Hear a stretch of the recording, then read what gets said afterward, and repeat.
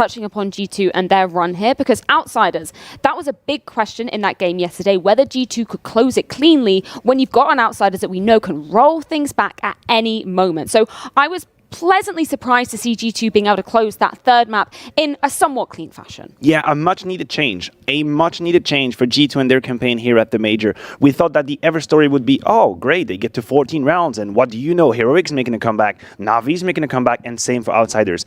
I think it was paramount. It was imperative for G2 to actually close maps decisively, to remind themselves how it is to simply go from 15 to 16, because however you want to put it, it is still the same round of Counter-Strike. It's mostly in your head, how it is that you're going to pass that final hurdle. And I think it matters a lot that they were able to do it cleanly against outsiders. Yeah, and what impressed me was they did it on the T side, which is something that I was critical of them earlier on in the Challenger stage. And that is a really, really good sign for them coming into the last match here to be able to qualify for playoffs, because their CT strikes sides are one of the strongest in the world. There's no denying that. And if they can get some flow on the T side, they are looking really dangerous. I want to bring up some statistics that you were talking about, Maniac, particularly about niko coming into this one, because you actually went through, looked at his maps, looked at the ratings on those particular maps. Are you looking at Furia to maybe be punishing it in terms of the video coming into this one? I think there is a way in. If you're Furia, I think one of the factors that you might want to keep an eye on is how to neutralize niko.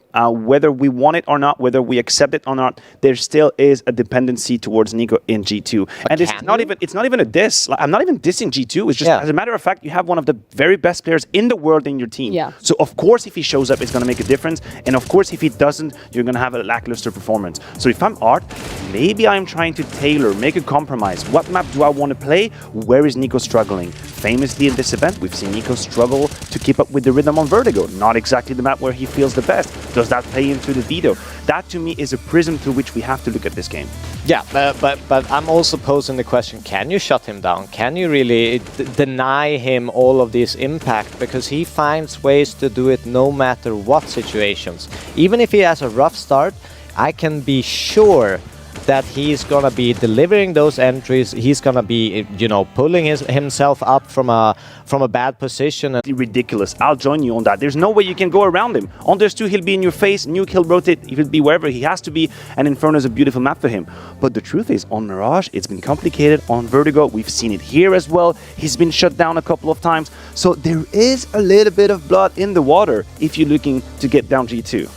Yeah, I know what you're saying, but we also have to conceptualize it in a way, you know, 1.0, like 08 rating. I know it's not still good. By it's niko still standards. amazing. I know, but by niko standards. Yes, by niko standards, yes, it is disappointing in some sense, but he's an amazing player, and he will still deliver what he needs to for G2, no matter what the map is. Yes, there's a fall off, but he's still good. Someone else that I'm looking at on the other side of the server kind of has to be Art when we're comparing his performances against top 30 teams versus those top 5. So he comes in at a 1.04 for those top 30 teams, plummets to a 0.89 rating when he's against those top teams. And that's something that I feel like might be a bit uncharacteristic if you were looking at the Art from old. I mean, there's also a spin that we have to get on these numbers just to be absolutely accurate and genuine. It's also correlated to their results probably against top 5. It might be hard if you are to have 1.5 rating if you're not winning in these top 5 games. But yes, a lot of the success or the failures of Furia go through the spectrum of Art and how he plays. And it's funny because stylistically speaking, it is night and day with Alexi. Definitely night and day. You keep an eye on these two players on the map, it's almost like they don't play the same Counter-Strike. Their role is completely different, their timings are different, their missions is different. But as a win condition, Art finding his flow for Furia, yeah, absolutely, that's Samba.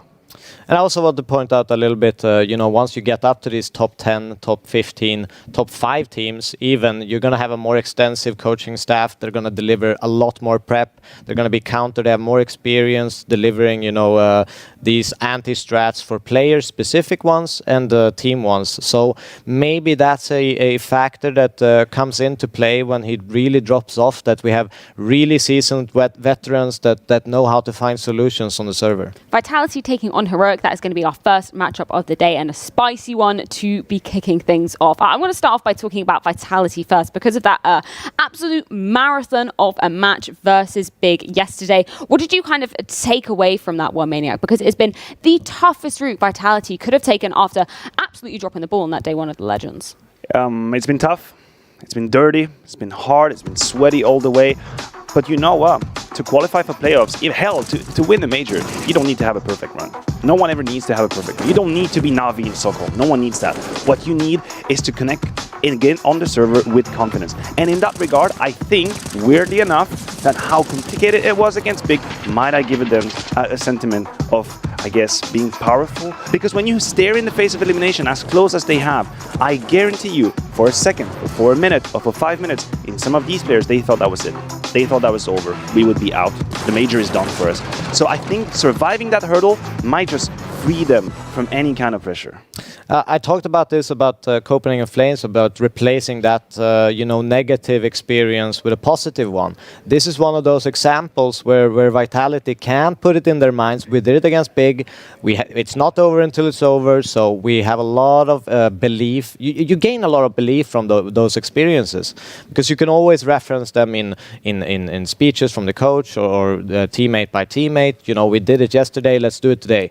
And I think that can really get them pumped up, and hopefully we see great Vitality today. We talked about echoes of Stockholm for Copenhagen Flames. We're seeing almost the exact same trend from ZywOo coming into the stage. It's almost as if the writer just followed the same script. If you think about ZywOo in his position.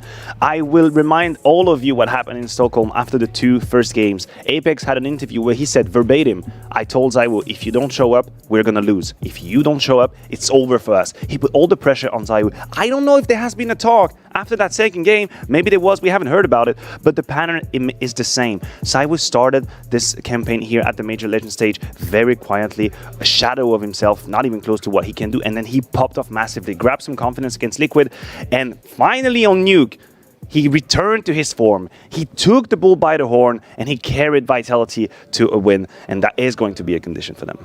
No, definitely. But I think a condition, for Vitality is everyone. It can't just be ZywOo. Everyone needs to step up their game going into this heroic match, because it's going to be a really tough one. For Vitality. I think that's the really scary thing coming into it. It's only really been ZywOo, unfortunately, for the side of Vitality that we've been seeing, putting up those incredible numbers. I would have wanted to see a bit more consistent form, coming out of players like dupreeh as well. Yeah, I like that you mentioned dupreeh, because I think there's a story to be told here for dupreeh to have one of his poorest, most deplorable performance on Nuke against Big. I put myself in his shoes and I'm thinking, how would he have felt had Vitality lost to Big? How would he have felt if he was the reason? Because that's how he would have looked at it. That's how he would have felt about it. If Vitality went out against Big when he found himself in a no man's land. And now I think that he must feel so much gratitude for his team to carry him, to help. I mean, they have literally dragged him over the line. And this is not something I say often about dupreeh. I hold him in extremely high esteem. For me, he's a safe value. But the fact that his team saved him from the draw against Big, I'm hoping we see a bounce back. I think we're going to see a bounce back. And when we talk about the history between these two teams as well, the fact that it just does not get any easier for Vitality coming into this, when we're looking at the wins that Heroic have, unfortunately, if you're a Vitality fan, had over them. In the last 12 months, Heroic have had their number literally every single time. Yeah, for me, the biggest question, I want to bring this point up. Heroic has such a strong map pool against Vitality. Like it's ridiculously strong because of Heroic's veto of Dust 2, which is obviously the strongest map for Vitality and would make the most sense to pick. But they don't have that option in this series, and that's going to be a really, really hard. I have a hard time seeing what do they pick. However you look at it, however you want to spin it, and I am biased to Vitality. Yeah. As I can be. I have no shame. I'm shameless, right? However you want to look at this game, Heroic are the clear favorites. The history is clear. Vitality have won one measle map in the last 12 months when they faced against each other. Heroic have had the number all the time. The results of the squads are better. I guess the continuity of the game plan is better. The map pool is better. Everything kind of flags towards a Heroic victory here, and it's gonna take a miracle. And I don't know if the miracle is the big woo or if it's the whole team, but there's going to be a miracle needed for Vitality. How are you kind of viewing Heroic then coming into this? Is there any specific individuals that you're looking at that maybe have impressed you thus far in the Legend stage level? I mean, Tess has been insane. Like he's just popped off. He's given them strong starts. He's a great pistol player. He's just good in all situations. I think he's really developed into a very complete player, and he's such a good anchor. It's incredible to have an anchor post this amount of impact in a team. It's almost unprecedented. Yeah, it actually is. It's a redemption arc if you're a Test as well, because I think he might have been under the fire some criticism when Heroic failed to reproduce and replicate the domination they had online, because he was definitely one of the defining factor of that team. He was one of the main names we're mentioning, one of the highest ratings, and then the transition back to offline. On LAN events, he struggled a little bit to find his footage. He struggled to put the same kind of numbers. And the fact that he's now here as well, one of the highest T-sided player for them, he's opening up. He's not only anchoring, he's not only passive, he's creating space for Cadian to use. So he is instrumental and will be through that series. I really want to talk about this map video because Devil alluded to it earlier. I'm just really not sure where Vitality go with this one. Initially, I said Inferno, but then I was like, maybe Mirage because they've had some good results recently. What are you thinking, Matthew? I'm thinking it's the lesser of many, many evils. If you're Vitality, Inferno would be my pick, but who cares about my opinion? They go for Mirage. Go for the Mirage. That's almost a BDP right there. If you're Vitality, they go for the Mirage pick. It's the combination of a lot of work on the map, a lot of confidence being grabbed in many different high pressure situations. We have the overpass punish coming in from Heroic. Vitality hasn't won it yet. Sorry? Vitality hasn't won Overpass yet. I know it's been complicated. Of course, they were going to remove Vertigo towards the end. We had two choices, definitely. And then Inferno as a third. I don't know if we were going to survive until a third. I think Vitality would have a say then. Would we make it to Inferno? But man, we gotta win Mirage first. They gotta win Mirage first. Yeah, I think maybe that was where I was looking at Mirage and going, obviously they ended that loss streak that was haunting them on it. So some of the wins they've had have been very recent, but I'm still scared for Vitality coming into this one. What are you aiming for Vitality to be pulling out on this first round of Mirage? This man right here, Apex. I guarantee you he is a player that we have to keep an eye on Mirage. I truly think that he is so activated, he is so required and tested and solicited on that Mirage map that if he is finding a couple of kills early on, because we know he can be night and day. He can disappear or he can catch on fire. If he can have a good beginning of the game and then he finds himself with so many duels, I think he could be a defining factor here. For me, it's first in the 3-on-3s, 4v4s. I've seen Vitality get into these situations, and they have so much experience. And I feel like they position themselves super good early on, but they just can't take a breath. They stand in that position, which this is perfect. And then they just move ahead. They keep pushing, and they get punished and punished again and again. And we saw it against Big. We've seen it in other games. So I need them to step that up. Like, just take a breath. Chill a little bit, wait for the outcome, wait for the round to kind of develop, and I need to see them stop Heroic's pistol round conversions because that's going to be a real big test for them. And they have some great pistol players on Vitality, so I hope they can show up and stop that momentum. Van, I'm so excited to be diving into this one. Mirage up first on the cards as Vitality's pick as they hope to battle for that spot in the arena. And to guide us through it, it's Vince and Blair.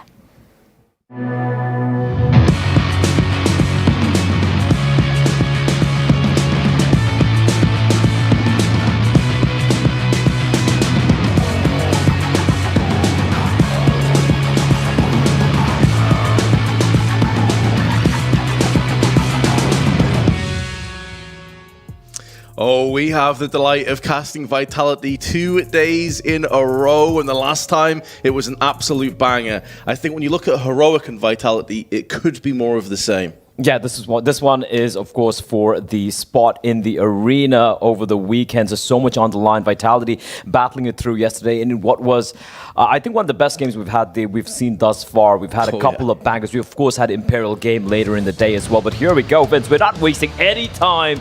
We're going to be jumping on in Vitality versus Heroic. The Danes versus, well, the French-Danish side. It is going to be the map pick coming in for Vitality. And look, yesterday, they looked good on it. But this is against a Heroic who are going to be mighty comfortable playing on this map as well. We have Ston with the dualies coming out. Refresh donating that to his teammate. We have a flash and a smoke. No kits for the Heroic side. And for Vitality, slowly creeping up towards apartments are a couple of these players. There's a bit of a default hole here. They know how Heroic like to be hyper-aggressive on the CD sides. So you can see kind of like a spread early default setup coming out from Vitality.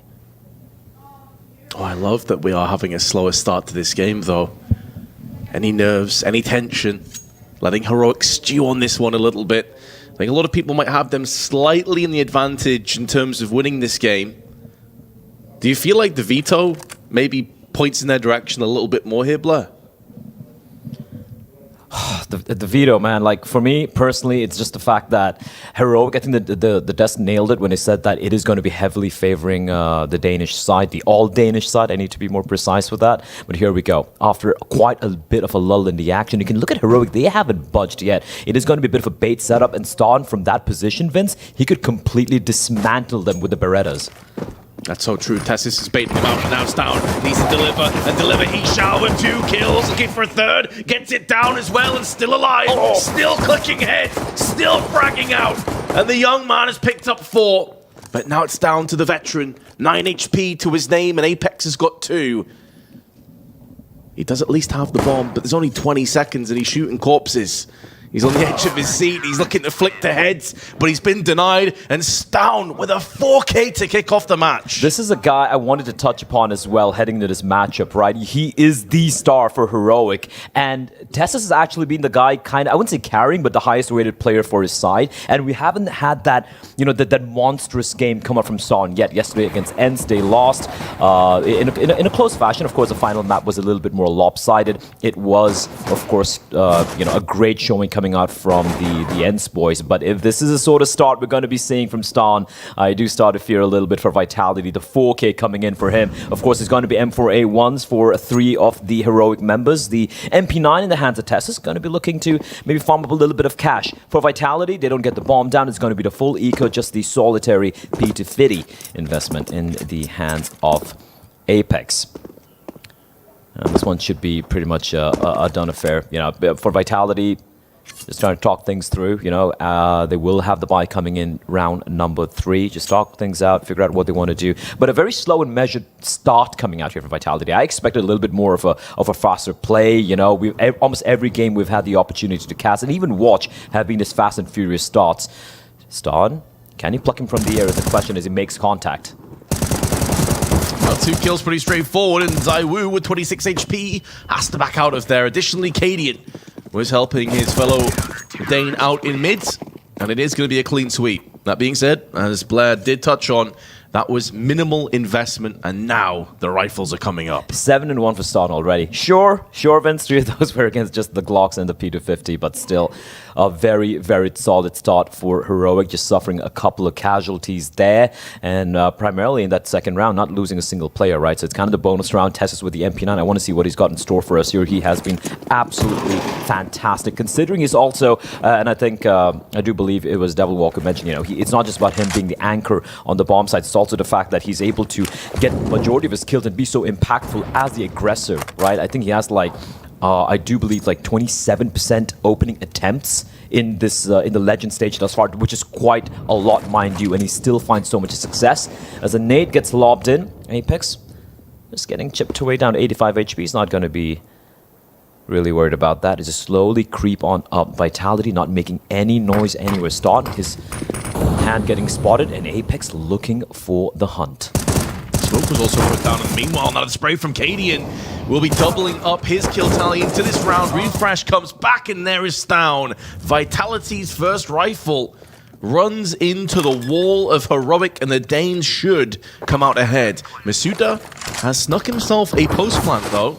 So at least is putting a little bit of pressure down, gets nailed through the smoke to 44 HP and finished off by Shush. Heroic off to the races, a 3-0 start, minimum casualties. They've only lost 3 players in these 3 rounds. Yeah, and even the one player that lost here, it was just the MP9, right, Cadian?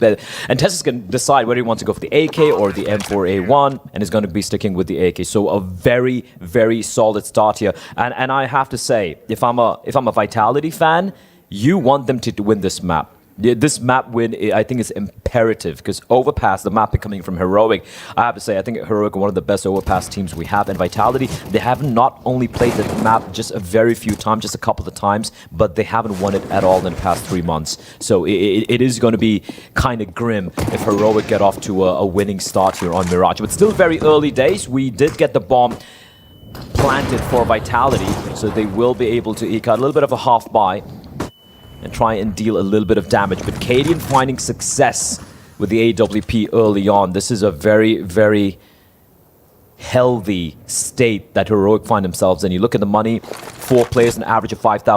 Cadian down to 1K because he did go for the AWP purchase. And now getting the opening pick is Vitality. They have the top of mid control, and Heroic smartly not looking to really challenge. It's not really a very passive hold either. You see refresh towards short, and once the smoke dissipates, we have Cadian with the AWP to help him out. Stan with the A1, getting a couple of kills, but ZywOo finds his head. It's a beautiful 1D on the cross. Just what they were hoping for. A bit more damage now inflicted. Refresh tag to 63, but Cadian, for the second time in the round, makes the AWP work out for him. And the rest is falling into place. ZywOo already with 1 crisp headshot. Will have to rinse and repeat 4 more times. No control over the bomb, which is slap bang in the middle of the map. But he does have the rotation. Cadian up to the task, though, with his 3rd of the round. And they left him hanging, Blair. He wanted to put out that fist bump, and no one was interested. Unlucky. I felt that yesterday as well. You know, late night, sometimes you're like, hey, good night, guys, and just put my fist up, and the guy just walks away. I feel you. Anyway, good awareness from Cadian there. He knew that there was a possibility of ZywOo sneaking in from jungle and able to spin around at the perfect time. Double up setup coming out here. Son, we know this guy can be very, very capable with the AWP as well. Look at this though, the double man aggression here. Flashbang is good, it's going to force out Cadian from his position, and he will be tagged down. However, it's minimal damage, down to 60 HP, and with the AWP that means he can fall back to a much more passive position. But aggression towards B apartments, and look at, this is so classic Heroic, right? All the defenders at B just rotating back. Now, with a couple of flashes being deployed, we can see Cadian falling back once more towards the B bomb site. He's going to be smoking off deep apartments, but you can see the 2-man posturing towards apartments and immediately pivoting back towards A. But Vitality might not still fall for this. They're going to slow things down, and they might go for an eventual hit towards the B bomb site, where only Cadian is the defender. However, this ramp push could gather so much information for Heroic, and that means they can peel away 2 more players back towards the B bomb site. Finding that information out right now. Shush taking point for his team. He will be the player to stick around. And now that rotation comes to the forefront. Heroic pulling back Tessis over onto the window. 45 seconds to play with. Vitality do have mid-control and are now peering and poking their way up with Apex on connector. But Stown with the secondary AWP has struck. And that may force Vitality into an awkward push via the B apps. Cadian watches on catwalk. Dupree is pushing in, and Tessis has the cross. It's the weakened Masuda that goes in first. Dupree comes straight back, but Cadian is holding the line, keeping this alive. ZywOo threads the bench, though, and takes his head clean off. And in this 1v4, ZywOo in a post plant has been spotted, crossing back, but is baiting Stown into a false sense of security and takes him away as well. He's being flanked in from the B apps. Shush may get the drop. Refresh additionally coming through on the marketplace, but ZywOo is keeping himself alive, keeping himself kicking. That missed shot could cost his life though. He's about to get pinched by Shush from above. A valiant attempt by ZywOo, but Heroic will take a 5-0 quick lead. What a shot by ZywOo onto Cadian. Cadian did the right play there. He was just tucked on in, and he didn't force the fight, but ZywOo with the wall bang. And I was starting to believe there, Vince, but well played 1v2 at the end there from Heroic. You could see the distraction coming in from Market and a perfectly timed push as well. The player coming in from B apartments, he wasn't preemptive in firing. He took a sweet time, got himself in the perfect position where it was unlosable. As we have the first tactical timeout getting called here, both the buy rounds for the side of Vitality not really getting much done. They did manage to get a few kills this round and taking away 3 weapons from Heroic, but at this stage, you know, it's not good enough. The money's already pretty solid for the Danish side. This was just filth. Great stuff. Stan maybe getting a little too overeager, but the display from shox, right? He was so he could have taken a duel from the first window, for example. Instead, he pushed on in very deep, found the perfect timing, and catches ZywOo with his back turned. Heroic are on fire. They are ablaze. For Vitality, max loss bonus, and of course they got the bomb down as well, so they will be able to eke out a very solid buy. And of course, you also can buy your tickets if you haven't got it yet. I'm looking forward to the arena events. It is going to be packed. And that, of course, is what both of these teams are playing for right now. Their last chance to dance in the Antwerp arena. It's going to be amazing. Yeah, absolutely. I can't wait to hear the crowd. Vitality, though, may not get that luxury unless they get started off now. Honestly, you're already 5-0 behind. The money is building for the CTs. As you said yourself, Blair, if they're going to win a map, you'd feel like it must be Mirage going through to Overpass next. Absolutely. And don't get me wrong, they looked really good yesterday against Big, right? It was a very dominant showing coming out from them. Of course, map number 2 and 3, where Barn Burners coming to double OT. I don't know, triple OT, I even forget. But looking back to later on, as we have yet another buy coming out here from Vitality for Heroic. Again, look at this, deep app smoke, and then just relinquishing the B bomb side and opting to go for a heavy fact-finding mission towards mid, and Refresh is going to be leading the way. So much map control attained already by Heroic. Leaving Refresh up there allows Stown now to just watch into Underpass. And this is the entirety of mid under control. Now, the downside is, though, the A site is a little bit bereft of CT control itself. It's Shush alone. They do have the fast flank available through Connector, but Shush may get pushed out of this one. This is where a wall of smokes and a couple of flashes could very well just reap the rewards onto the side. First flash is out. ZywOo is eagle-eyed, trained onto the CT boxes. Is hoping he gets a pixel to execute off. Refresh in the meanwhile, though, has made short work of Dupree, and the smokes are still yet to come. There aren't any smokes available for Vitality. If they're coming out, it has to be raw, it has to be dry right now. And they're going to be walking into so many CTs. Good counter flash, though, put into play, affords them the luxury of a post plant. But this is where Heroic should be in good position to start to quell and cut and dry a couple of these players. Masuta is low. Apex also feeling the effects of the early engagements, stuck in the shadow, and the rotational play comes in. Magisk is hoping that his teammates can stay alive long enough so that he can see this take shape. Masuta, though, putting down frags and the body's hitting the floor, but Refresh comes back in. A beautiful flick from ZywOo, but he's now plucked out, and Magisk has finally shown his hand. Time is so incredibly low. The bomb's not planted for him, but he can just rush in here. The full diffuse is coming in. Oh, Magisk, not like this! You had everything going in your favor, and Refresh just holds the defuse. That's just heartbreaking. That is just heartbreaking for Vitality. It looked like they'd done everything. They only had the one flashbang, Vince, which they used. It was a perfect flash to allow the plan to take place. And in fact, Heroic took really long. They took really long to go for this retake, and they were running out of time, but the bomb wasn't planned for him. And Magisk, he knew where he was, but Refresh somehow sticks the bomb, and sure, he falls at the very end, but doesn't really matter. The round snatched away from Vitality. Aggression coming out. What a flick from ZywOo, but shot with an immediate trade. But Dupree brings it back. Early man advantage of Vitality, and this is something they haven't had in quite a while.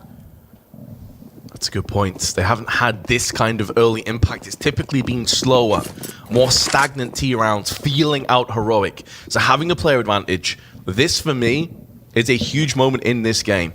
If Vitality struggle to clamber on and take control and take advantage of this round, it shows me that they are in serious trouble here on this CT, or pardon me, their T side. And Tessus is going to be the man to step up here. He has been the star for Heroic in the run thus far in the Legend stage. He has a lot of utility to work with, but it's all about the timing. He's got a smoke and a nade, and this is going to be the hit coming out. It's all on Tessus here. Tessus bypassing the flashes, though, keeping himself alive. Down in the meanwhile, goes in, and Tessus sprays down too. Vitality run into B, and they have been slit away. No hopes, no chances. Dupree, desperate to try and pick off a 1-on-3. He has the bomb, and unbeknownst to him, if he just ran straight to the A site, he probably would get a plant down at this stage, as Heroic have rotated off the premises. But of course, it's easier said than done, and he's still hanging around. Ooh, Stown gets him. And Vitality, they had the early advantage. We were building this up as like, okay, this has to be their round. And they get slaughtered. Apex pumped up. despite not having had a round here, and you hit the nail on the head there, a 4 versus 3, and Tessa's played that round to perfection. He gets a 2K in the B bomb side, he throws a smoke towards Archway, but instead he plays around the bomb side. He doesn't face, he never faces, and dupreeh, he scoped in. The moment he scoped inside of Market, that's when they knew exactly where he was. But there was a little bit of a window there for dupreeh to walk all the way into its A bomb site. But somehow the scope, it just gives away his position. And that was a round right there. 7-0, but the fast play coming out towards A. Masuta with the Tech 9 able to find one. Smoke's going to bloom as well. They might get at least a bomb down over here. The push comes in. Masuta with a Tech 9. He is just rampaging through this defense from Heroic. Maybe the war cry of Apex, the anger, has motivated the troops into a frenzy. ZywOo with the scout will be putting down Refresh, leaving Tessis 1-on-3. 2 of these 3 players are low. Their time is ticking away. Needs this frag quick, and there's dupreeh. Apex questions his teammates, says we've got to step up to the plate, and they've delivered. Absolutely. That was probably the fastest round we've seen from Vitality, right? And then it was Masuta with the Tech 9 run and gun. Little echoes of 2015 there. Look at this. The flashbang was so good. And of course, ZywOo with the scout and dupreeh with the retrieved M4A1 able to take the round away. Heroic are going to be a little bit shook considering how solid they've been thus far in their anti-ecos and especially in the buy rounds. This pace switch up from Vitality. Of course, they were just maybe trying to get the bomb down over there, but still it was a well-constructed round. They had a smoke for CD spawn. They had a flashbang to push towards CT. They're like, look, the CTs are going to be there. If we allow them to go for the retake, it's going to be nigh impossible to hold on. Let's just take the fight to them. We don't really have much to lose. We've already got the bomb down, and they wind up winning the round. Not only that, Vince, they keep so many of them alive that they don't need to really buy any weapons. They're going to have those M4A1s retrieved from the CTs. Even one of the AKs, I do believe, was picked up. And of course, the AWP in the hands of Mr. ZywOo. 7-1 the scoreline, though. And once more, the fast play, Masuta just charging out with Stone from the Palace position, able to find one and is looking for more, but right now has managed to extricate himself from a very rough position and is looking for more. dupreeh will reply back, however. Apex and dupreeh remain stuck, isolated from one another. Tetris in mid, and now it's only Tetris. dupreeh tries to pivot through the smoke. 1 minute 20 on the clock. And the problem is that Shush knows this isn't a rotation, and now that's been confirmed. dupreeh passes the bullet into the head of Cadian, but that is the easy aspect. Now his position has been compromised. There's a rotation round the back. dupreeh is only seconds away from death. This round will be going the way of Heroic, unless they massively misplay this. I love this from Heroic, right? They're not giving him any opportunities. You can see Shush just holding the angle. He's not walking on out. There's always a chance dupreeh's looking his direction. This is almost unwinnable. Heroic are playing this 1v3 to perfection. dupreeh on this peak. There's going to be 2 players, separate angles of verticality. He has read the situation. He's been here a couple of times, but that is really only half the struggle. And Heroic put a brisk end to the 1 round that Vitality were able to posture up. And they take an 8-1 lead. And it's so... I mean, they went for the same thing again, but this from Stone, right? He gets a first kill, repositions himself, catches ZywOo. He was even holding his angle. And then Cadian, of course, chipping in. Apex is trying to be a little cheeky. They're looking in from underpass, but Heroic, they like to dot their I's, cross their T's, and smash their opponents. 8-1. Vitality, they find one and immediately get absolutely destroyed. However, dupreeh's up towards mid. Refresh, however, finds ZywOo, and look at this from Refresh, trying to hunt him down. The P2K even comes out. They are getting mauled alive at mid. Heroic just wresting control, but Apex will at least get a trade here. He goes for the spray, and he's going to find one. The second kill coming in from Magis. Apex needs to do so much, but Stone and Cadian reply back. Magis with control over the bomb, and plenty of time on the clock. But Stown is jumping, leaping into the balcony side. He's going to find information sooner rather than later. Oh, he's actually just turned his back. That couple of seconds is a possible window of opportunity. There's a second player coming in, but Stown, I'm pretty sure, is about to spot the head of Magisk as it bobs and weaves in the B-apps. It's been shut down. 9-1 the score. And a stat, by the way, here, Blair, that's a little bit scary. intensive and maybe a bit touchy if you're Vitality is they played big yesterday on this very map and they crushed them in the first half. They picked up 10 rounds on their T side. It was their CT side where Big started to come back in. They've got 1 round so far on their T half. The caveat being Heroic are a whole different animal compared to Big, right? And you can see not just the individuals really popping off. Ston is 15-6. I did say it at the beginning of the game, like if Ston starts to wake up, which he really hasn't thus far in this tournament, it could get real ugly for Vitality and look like he's come alive. It is going to come down to shox though. Ooh, okay. 2 kills now for Vitality. They can get the bomb down at the very least. Another one. Masood is now pushing. He's getting aggressive. Trading across the AWP onto the low HP of Magisk. And a smoke down will keep Tessis at bay. Stown, though, so nearly gets the pick. But in doing so, he's managed to move around the back of these 2 Ts. It's going to be bloodshed, it's going to be carnage, and it's going to be Stown with a double. And now ZywOo with just a scout by his side. How he wishes that was an upgraded AWP. May not require it. His tag does connect, but the P250 can't turn the tides of this excellent CT side that Heroic are posting up. The timing on that flank from Ston, he spots ZywOo jump inside of T-Ramp, and then the patience, the trigger discipline. His teammate said, there's at the very least, 1 T watching me right now, and he times it to perfection. He could have gone for the first kill on the Dupree, but no. Patience, steely nerves, walking out, executing both the players, getting a 3K there. That looked a little dicey again. These force buys, these half buys from Vitality, the only success they've found thus far has been for these fast A plays into the A bomb side. First time, sure, they won the round, but this time, Ston coming up on top. And he is looking in monstrous form here, Vince. He is looking almost undeniable right now. Oh, the double nade as well to start things off. Yeah, this was the play though. And Stown didn't shoot as well. To have that kind of control over your nerves, you know, you'd understand if he snatched that opportunity down on ramp, gave his position away, but he knew that CT boxes was the key aspect of this round. And he just slid his way in. You said he's been undeniable. He's only died 6 times for 18 frags. That is an outrageous opener. It's only round 12. But Apex will be getting the first kill. We've been in this position before though, Blair. They get the first pick. They didn't capitalize last time. That is something they were able to do so well yesterday against Big. Big had way more opening duels won as opposed to Vitality. But Vitality, we did criticize their 4 versus 5 conversions yesterday. And actually, right now, it's improved so much after the series against Big. But this time around, it's not quite panning out. Heroic seem to be getting some of these opening duels, but let's see if they can capitalize on this one. Refresh falling. Let's see the slightly delayed smoke towards jungle, and once again Cadian with the op towards B. He's definitely spotted a couple of pixels. He still waits. Misses the shot, but stays alive. Incendiary down, and now the T's have to force their way onto the site. There's no flashes, there's no smokes, there's no chance. Heroic tighten the noose again, and Vitality cannot get anything going in this half.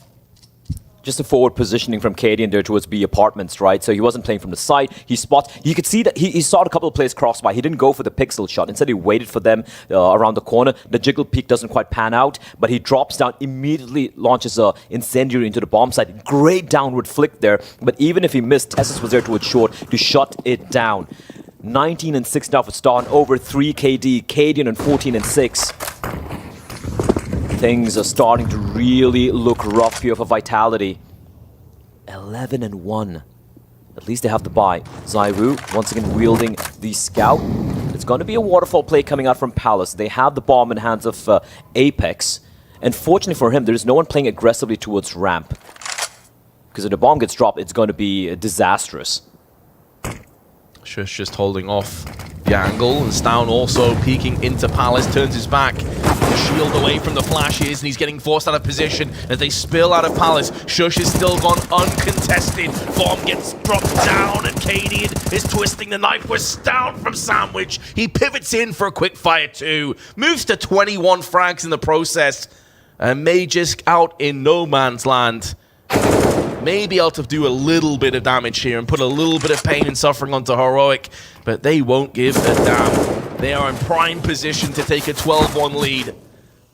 The bomb also out in an awkward position. 40 seconds left on the clock. And Magisk, beautiful headshot. Maybe this 1v4 still doable. He has 88 hit points remaining. One flash between the two heroic players. This could be a catalyst of something truly special. The kind of momentum shift that Vitality so desperately need, so desperately require. But that's a far gone dream right now. The fact of the matter is there's 15 seconds left, and Stound's incendiary is going to slow this down so much that Magisk never really stood a chance. If you look at the corpses of Vitality, all of them were just arrayed across one inside a palace, one dropping down to its shadow, and Apex getting caught at ramp, primarily because the perfectly timed counter utility being deployed by Heroic. It's not just about them, hitting the shots and, just out-fragging Vitality. The counter utility just made that hit towards the A bomb side look so discombobulated, and you can see the frustration now for Apex. And even at the very end there, you saw Staun. He sees the player, he sees the final guy. Magisk attempted 1v4, lobs an incendiary on the bomb, delaying him even further. 12-1, penultimate round of the first half, and Vince, I have to say, it has been a domination of a performance from Heroic. 12-1 scoreline is very much accurate. It has been so simple, so straightforward. But Cadian gets one, can't retreat back to the site. Incendiary is well placed though, will stall the T's from pushing in, but only momentarily, because now the smoke wall allows them to push into the close angles. Second incendiary as well getting lobbed in here, and here comes the re-aggression, Vince. Shush gonna spray down with Stound, and now Apex is gonna come back in. Magisk takes the hit of Stound. And there's 2 players left. The bomb still needs to get retrieved, though. It's over from the left-hand side of the site. And in doing so, oh, he somehow dodges the bullets. That could have been so huge on Heroic. Tessis just narrowly misses out, unbeknownst to him, on an 8-hit-point Magisk. And now the bomb will be getting planted down. Tessis on the rotation. Vitality have got to win this round. There is no excuse. If they lose this, it feels like the map very well could be going with it. They need a little bit of a foundation to build up in that second half, and Magisk is going to give them their second round. It could be too little too late, but maybe that is the first step on the comeback trail. Magisk is doing everything humanly possible to try and keep them in the game right now, Vince, and that is such a huge round to win. I guess he's got a Guardian Angel. I have no idea how none of the bullets connected through the smoke. He was so very low on health. Clean shots coming out, Vitality at the very end here of the first half. Some signs of life, but for Heroic, they're going to have no trouble getting a buy. Although, as I say, that buy's not that fantastic. Once more, the fast A hit coming in. Sure, stuck in shadow. Needs some utility tossed in, and the flashback burns the retinas out of Masuta. Dupree comes back in with one of his own, though, so they're maintaining that aggressive stance. Cadian slightly off with that HE. If he throws it, could be damage, it could be money. Refresh, such an important trade. Goes in favor of the CTs, it allows them to lock down connector before Dupree gets flashed in for a repeat. It's chaos, it's carnage, but it's also Cadian crushing the dreams of Vitality once again. That HE is destined for some damage. Oh, and it shreds ZywOo. He was 100 hit points, now he's down to 43, and Cadian has the flank. He may not realize they're up this close, but now he's found out that information, and he can turn tail and run away. He'll be safe to dip in. Oh, he keeps running, and ZywOo nails him in the back. But there's a second player coming in, and it's Refresh. Catches Dupree in an awkward angle. ZywOo missing out on the chance. But he's still in this round, Blair. He still has time, and he still has the bomb. Still a lot of time to work with here, right? 40 seconds, flash towards mid. Tessis immediately peeling back, and you can see Refresh at 12 HP. He's going to be tucked on in towards the B bomb side. So ZywOo, right now, he's got 2 separate 1v1s. He could potentially try and win out, and it's going to be heading towards B. Tech 9 in hand. Refresh, 12 HP. A bullet on his pinky is going to take him down. He's got the angle, though. ZywOo has to check so many of these corners before he gets even close to Refresh. And there it is. 13-2. First half on Vitality's choice of map. Heroic have dumpstered Vitality so far. What a shot from ZywOo, though, onto Cadian. He tried his best to escape. It was a tiny pixel angle. He had 1 millisecond to hit the shot, and he finds it. But in the end, the 1v2... so so many angles to clear out Vince, so many angles and refresh. What a baller position as well, right? He had the perfect read on where Zai was going to be coming in from, and he shreds them. And for Vitality, look, I don't even blame them for going for this A play time and time again, because the B hits looked really, really rough. And they did find a bit of success here. This was dupreeh trying his best to open up the round for them, but then refresh coming in so very clutch. He only had 12 HP in getting those final 2 kills as well, mind you. So Vitality winning the pistol round, I think it's a cliche at this point, but it goes without saying they need this. And it's going to be just the armor buy for each and every one off the side of Vitality. And for Heroic, the fast play towards B. Just a complete difference and change in style. Vitality was slow, a little bit tentative, Heroic, aggressive, in your face. And Shush removes the head, but dupreeh and ZywOo counteract with 2 of their own, giving them an advantage in this post-plant. Tess is trying to get up close in the market to just alleviate this aspect of the map. The Glock at this range often will prevail. I don't know how the hell no one's died in that confrontation, but refreshing the meanwhile is putting down the pain on the benches, and now Tessis is shining bright. Now Tessis is giving them a chance, but it's been ripped away from dupreeh, down to Magisk.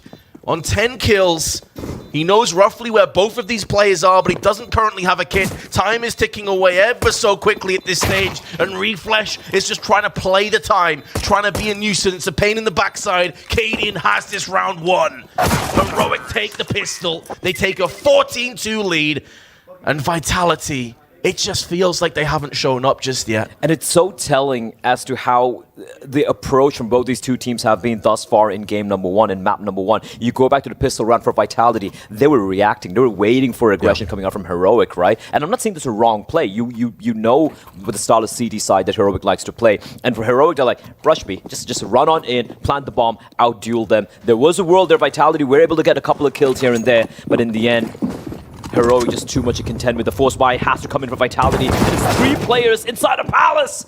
They get absolutely dumpstered, Vince. It's that SMG push, but Magisk, with 1, still pretty healthy.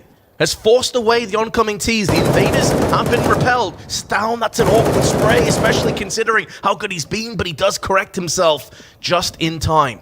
But Apex has been waiting, baiting in his teammates for the opportunity to try and claim the round, to try and deny the bomb planter. There it is. He knows Stown is currently in the jungle and on 27 HP. 1 bullet could seal the deal here, but he misses out this chance. He needed the follow-up damage onto Shush. And dupreeh now with the scout is stuck in such an awkward angle, smoked out of position, and realistically may just have to hold on to the scout, which is even more painful considering that Vitality would be at a 15-2 deficit. 13 map points will be coming up for Heroic. This has just been a masterclass here. He should find one. There we go. He's got a smoke as well. No kit, though. And he has no idea where the other 2 Ts are. And looking at the position there, like, there's no way he clutches this one out. He's waiting for a peek to come in. He's so sure there's someone towards short. But right now, if I'm dupreeh, just hold on to the scout. The money is in shambles, is in tatters.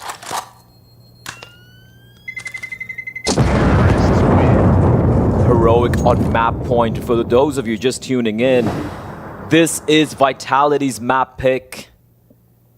This is a battle to decide who will go home and who will move on to the playoffs. And for Vitality to have clambered, just crawled their way back to this position, to fall in this fashion to just this indomitable force that is Heroic, it's gonna be rough, Vince. Look, I don't see them coming back in this one. It's just been so dominant from Heroic. Yeah, there's been so little inroads. That's maybe a way forward, at least in this round. Apex threads the smoke into the head of Cadian and sends him packing momentarily. dupreeh, in the meanwhile, has a scout of his own posted up on the catwalk side. Will be Molotov'd out. But honestly, the way that Heroic have been playing so far, Blair, I think any team on the planet would struggle to play them right now on this Mirage. Yeah. They have been so ridiculously good. Yes, there's 2 sides to every story. Vitality haven't really shown up. But man, Heroic have just been sublime. Yeah, like they did lose to, I do believe it was Ence yesterday on Mirage, but then Ence are Mirage specialists, right? They're one of the teams who will pick that map, and Apex, though, continuing to deliver, Vince. These are some great shots it's hitting. And right now it's a 3v5, almost a 2v5, considering how low Tessis is. Damn, Apex is like, right, if none of you guys are going to do it, like, this is how it's done, guys, right? You shoot heads and then refreshes. He's there. And keep in mind, Heroic, they may have lost 2 early players, but it is still a 3-on-3, and the firepower favors the T's here. Where they're going to go, though, right? 40 seconds time is starting to dwindle. And you can see them slowly peeling back towards underpass, meaning it is probably going to be a play towards B. But now, Dupree and Masuda. But if Refresh catches a player towards ramp, that should be the ramp. But ZywOo's tucked deep inside. They've got the flank. It is going to be the B play. It's going to be the B pincer coming in. Oh, Masuda, that's a massive kill. That's a bomb. That's the bomb, a huge kill, and now it drives away. Tessis on 17 HP. Refresh, though, again. 10 seconds. He's just never out of the fight. Masuda puts down another player, body bagging everyone he can. 1 HP left, and Masuda will keep Vitality alive at least 1 more round. With so little, they've done so much. But that has to be the first step of many before they get even close. And it starts off with an outrageous Apex scouting. 2 shots, and then also he hit the 3rd player there on the window and forced him away, which I believe was Tessis. Masuda, though, very good behold in the end, additionally. Absolutely. He had basically secured the round there. The final kill. Bit of an extra bonus. And immediately, Heroic, they call for attack timeout. They're a map point leading by, what, 12 rounds right now? 12 map points to work with, and they just called it out. They want to end this as quickly as possible. They don't want to allow Vitality back into the game. Because yesterday, one thing we saw against Big was how Vitality were able to somehow mount these almost seemingly impossible comebacks. We saw it on Vertigo. We saw it take place as well on Nuke. This time, though, Vince, I mean, the leads there weren't as gargantuan as the one Heroic have here. So if they're able to bring this one back, it is going to be one for the history books. It's going to be one of the greatest comebacks we've ever seen in CSGO, considering what's on the line. Heroic, though, look at this, Vince. It's a force buy, pistols out, utility in hand. It's going to be the B play once more. Incendiary is going to cause hell for this one, though. Tess is going to get stopped in position. Smoke is down. This should be a very clean round, but Dupree has been destroyed on the Mac 10. Masuda, try as he may, is going to go down, and now the damage is inflicted once again. Apex, big kill onto Cadian. Should be keeping this round under wraps, but it's already more damage that they were happy to take. And Heroic, with so little, I've really made Vitality sweat this one out. There's just no easy free rounds right now on Vitality, and Stone is still in with a chance. He's on 23 kills already. He's been outrageously good this game, but he's going to be pressured and pushed from multiple angles. HE softens him up, down to 31, he will fall, and there is ZywOo with the A4. Spray down is on point, but Vitality, they nearly lost against Mac 10s and Tech 9s. It's a B play, man. It can be so disastrous, especially once you allow the T's onto the bomb set. But again, Masuda coming in clutch, finding a couple of kills there, ably helped out as well by ZywOo from the short position. And I like how they didn't just stand by and wait for Stone to go for a play. Instead, they slowly, methodically started to wrap around him and just shut him down in the bench position. Heroic finally will have only the clocks to work with. It is going to be a full eco. No investment whatsoever for the Danish side as they go for a bit of a cheeky stack. Just waiting for Vitality to aggress. And if I'm Vitality, you're just sitting on the bomb sides. You're not going for any hunt. Cadian being a bit of a baiter there, hiding in the corner in the cubby while his teammates just stack up waiting for Vitality to present themselves. And this one's going to be playing out this way. It's going to be them waiting for about a minute on the clock, and then when there's 30 seconds remaining, just going to be rushing into a bomb site, and they'll just get slaughtered. So this round is and will be going the way of Vitality as they cut the deficit by 1 more round. But still, Heroic with, some would say, an insurmountable lead right now. And of course it's Apex. Of course it is. He can't help himself. He can't sit still. He has that itch. He has to scratch it. Does give him early information, though. As you said, this is all about just sitting back. Heroic can treat this as a tactical timeout, honestly. Like, there's no real pressure on this one. Just discuss what they want to do for the next rifle round. And now we're going to start to see them push in, because obviously the contingent of getting rifles is you have to die before the time. So they do, strangely enough, want to die. Sounds like a bit of an odd thing to say. And now multiple players going to be peeking Apex, and spray down is good, and it's pretty much worked out exactly as you said, Blair. It is indeed a massacre.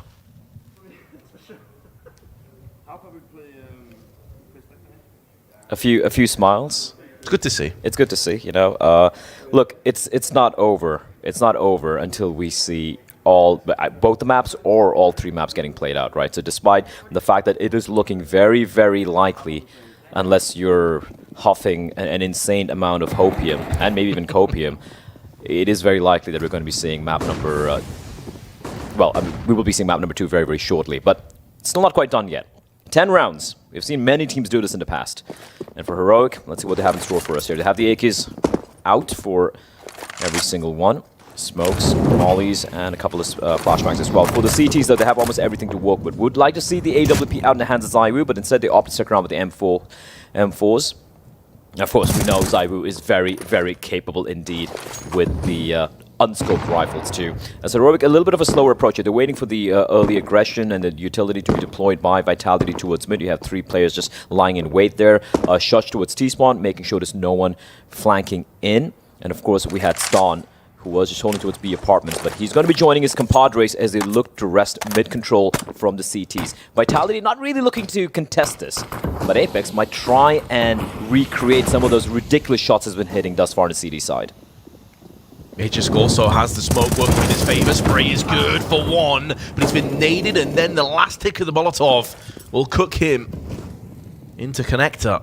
So 1 fun trade. Pretty solid if you're Heroic, but now the smoke is going to clear. Apex has a window of opportunity, and he'll pounce in for 2. Molotov won't fully extend. Refresh. That is incredibly cheeky. Wanted to go for the jump shot, not going to work out. Meanwhile, Shush has been suppressed. Much better on the side of Vitality, but that is 1 down, many more steps to go. Yep, they've managed to now withstand the force by push towards the B bomb site. They've handled the Glock round with ease, and this is a real test here. The rifles coming out at Apex from the jungle position.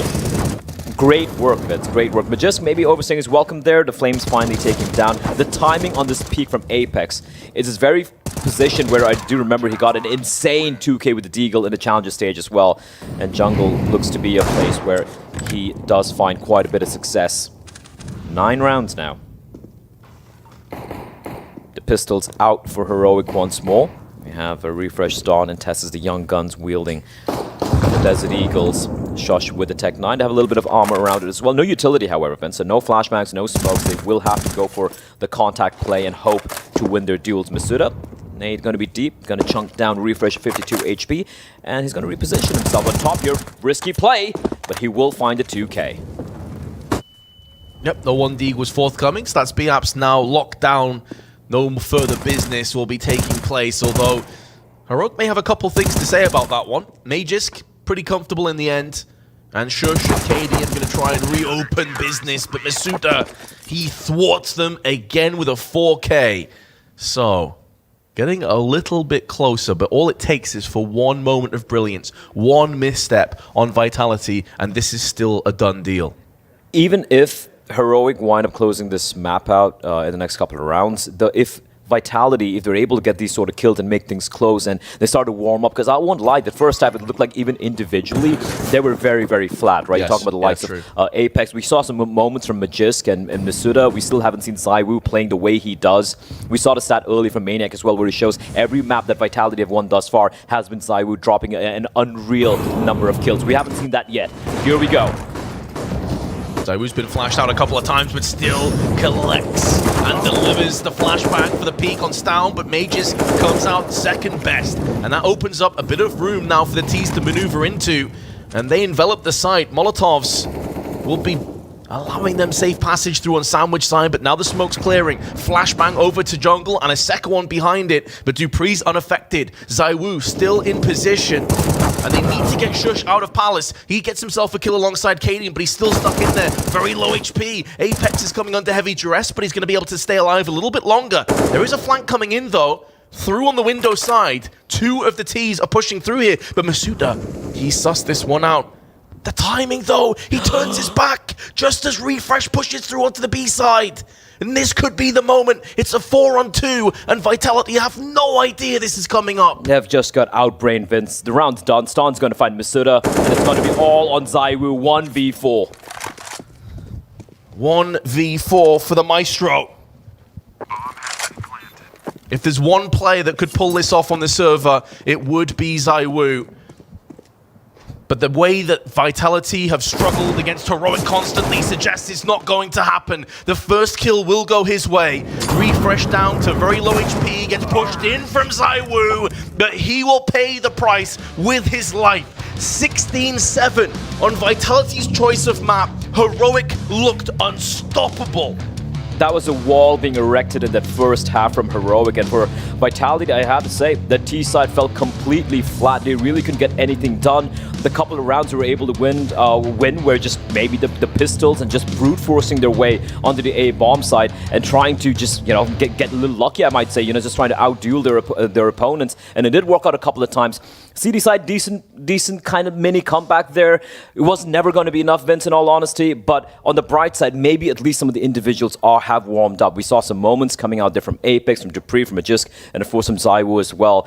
But if you're a French fan or Vitality fan right now, things are looking a little grim right now. Well, I know we have at least one fan or one player, ex-player, current analyst that has a lot of hope and prayers, and is definitely huffing the hopium. That's the one. Huffing the hopium. That's strangely hard to say for me to say. Huffing the hopium. So let's head over to the desk and see if he's okay, because I think he might need a hug. Maniac, do you need a hug? Can I get a hug? I feel like Vince gave me a hug. Yeah. Could be a really comforting moment. Would that be enough for you after that massacre? No, I don't think it would. I think I need multiple hugs. Yeah. Different occasions. This first half was deplorable. It was dejected, deflated. I was even asking for More words. adjectives, I needed please. words. I needed a thesaurus to talk about this first half. I have no word, right? If we're looking at the Vitality, I have absolutely no idea what happened in the first half. An attempt at playing extremely fast Counter-Strike, that's for sure. That was the idea from the get-go. But a crazy, deplorable amount of power play situations being allowed, gifted, given to Heroic as if Christmas was around the corner. I don't know, man. I don't know. I mean, I even feel like the stats on Vitality is kind of inflated in a sense that they played against a bunch of ecos of Heroic on that CT side. So I was depressed watching, and I'm not a Vitality fan. I was not, and I respect the players and I have huge amounts of it for them, but they should know better. They should. And that's, you know, where I'm at. I think you can just tell from the atmosphere. Uninspired is how we're feeling after that performance. And you know what? I was giving them props, bringing Mirage into the mix, maybe expecting them to go with that Inferno pick. I was really excited to see what they were going to be delivering. But it comes at hands of a really, an absolute massacre on that CT side from Heroic. Yeah, and when we have to be honest, and we have to commend Heroic as well. I mean, let's be objective right here. Every single opportunity that Vitality gifted Heroic, they took them. We have an incredibly hard package to actually show you guys. For the Vitality's fan of the world, maybe now's the time to watch it. For the Heroic's fan, you are going to love this, because this is about Vitality dropping power plays time after time after time. Mid-round, end-round, it starts here, obviously, round 7. That's a 4 versus 3, where they get absolutely scrambled by Theza's position. You can see the scaling is off. There's not exactly space to trade each other. We'll see the reaction from Apex right after that. He was very much angry and agitated after this round. And I can understand. It's unacceptable to lose the way they did. But the problem is after that it was not the only round. It's going to happen more and more. Yeah, we were discussing it as well, right? It was like they get these advantages, and my first thought in my head wasn't really like, how are they going to close this out? It was like, how are they going to lose this? Look, again, we have a good example. The first few steps of this round are beautiful, but then somehow Stone find this incredible timing in a 2 versus 3, where he shuts down Magisk, and then ZywOo is in the position where he can't even play the post plan. Like, I don't know why he stayed in ramp. I thought he would have had to go back to apps. That was another example, and the scoreline is 9-1. This is when Vitality is gasping for oxygen, gasping for air, trying to come back into this series, trying to latch onto something, a little glimmer of hope, and then they lose a 2v3. Another round that we're showing 13 as well, same scenario. They have the entry, and then they get absolutely shut down. Nothing to do, no way to let it look in. there was no light. There was not. It was an eclipse. It was a full eclipse. And I mean, after that reaction from Apex, they did go to win on one round, and we kind of thought maybe this is the time they're going to be stringing that momentum together. We've seen them, you know, coming back from deficits against Big yesterday in another crucial elimination series. I think it just is a testament to how strong Heroic were on that defense as well. Yeah, and I'm glad that we had Stone in that very, very cheeky 2v3, because once again, as often he does, and as he's deserving of his title of superstar, he started up 0 to 100 really quick. Beautiful first half from Stone with the rifle, with the AWP, clutching, so versatile, so solid, and he allowed. Look, it starts with the freaking pistol, and I despise these duels. You know I hate them. But what are you gonna do if the man just kicks off with 4 headshots with the duel? We joked in the green room, well, it's over. After it happened, I didn't it expect was it to be over after the over in freaking this pistol fashion. round. Yeah, it was. I mean, incredible to see if you're a fan of Heroic, if you're looking at the Danes to be, you know, potentially going through to the arena in this one. We got people like Stan showing up. Refresh, a guy that we put under the spotlight coming into this series as well, showing up with some great numbers. Again, Cadian, I mean, we can go through the list of all the Heroic players showing up when they needed to. They just looked like a way more well-oiled, well-drilled machine coming into this one. Yeah, and they barely needed Tessus, who's been their star performers at this event, and that's a worrying sign, because I don't believe that Tessus is just going to be, you know, on bottom of the scoreboard during this best of 3. I think he's going to step up, and he's going to show his worth here on Overpass coming into next. And I have a really hard time finding like key moments and key things for Vitality that are positive. Because every single thing they did that was good came with huge baggage of negativity with it, that they got entries, but they threw away all these advantages that you just talked about. And like, where do you go from here? And I love that you mentioned that, because Heroic in the last round of the game did what Vitality couldn't do the whole half. It's a beautifully created kind of archetypal round that they do here. It's an A execute. It starts off with ZywOo finding the first kill. The trades come really quick, good utility uses onto Magisk. And here is where it all differs between Heroic and Vitality. It's the understanding of how to find a safe passage from the 4v3 to a 4v1. They remained calm, they analyzed the situation, they took a deep breath, and they realized, hold on a second, if we send the bomb through window and we have someone staying on the A side with pressure, then we're going to have a free round. They showed that cold-blooded decision-making that eluded Vitality from the entire map. And that's what's so dangerous going forward. This is a best of 2 series. This is for qualification in the arena. I know we're going to jump in on into Overpass after the break in just a second, but I don't think this spells any more strength of Vitality coming into this. Like, I mean, even thinking about ZywOo needing to step up and bring this kind of like second best player in the world, I question if that's even enough at this point. It's not even fair to be putting that on him, right? Yeah. When we're looking at all these other players to step up. And I mean, we were talking just before we were going live saying, is it even fair to bring him into the question? Would we have even seen them making to that stage if it wasn't for ZywOo kind of dragging them over the line in those previous games? I think when you have that supernatural ability, it is always going to be fair that we put so much pressure on you, because that's what we do with Simple. Every single time NaVi lose, then we throw it to Simple now. Kassad made a great tweet. I'll just shout out to him. Maybe the rhythm that Vitality used on that Mirage just didn't allow ZywOo to show up. He just never could find his footing. On Overpass, has to be different. Well, one last chance as we do move into the ground of Overpass. An even more tricky map to be coming into this, as it is the pick of Heroic. One more ground for them to be cementing their place in the arena, and it's coming up after this.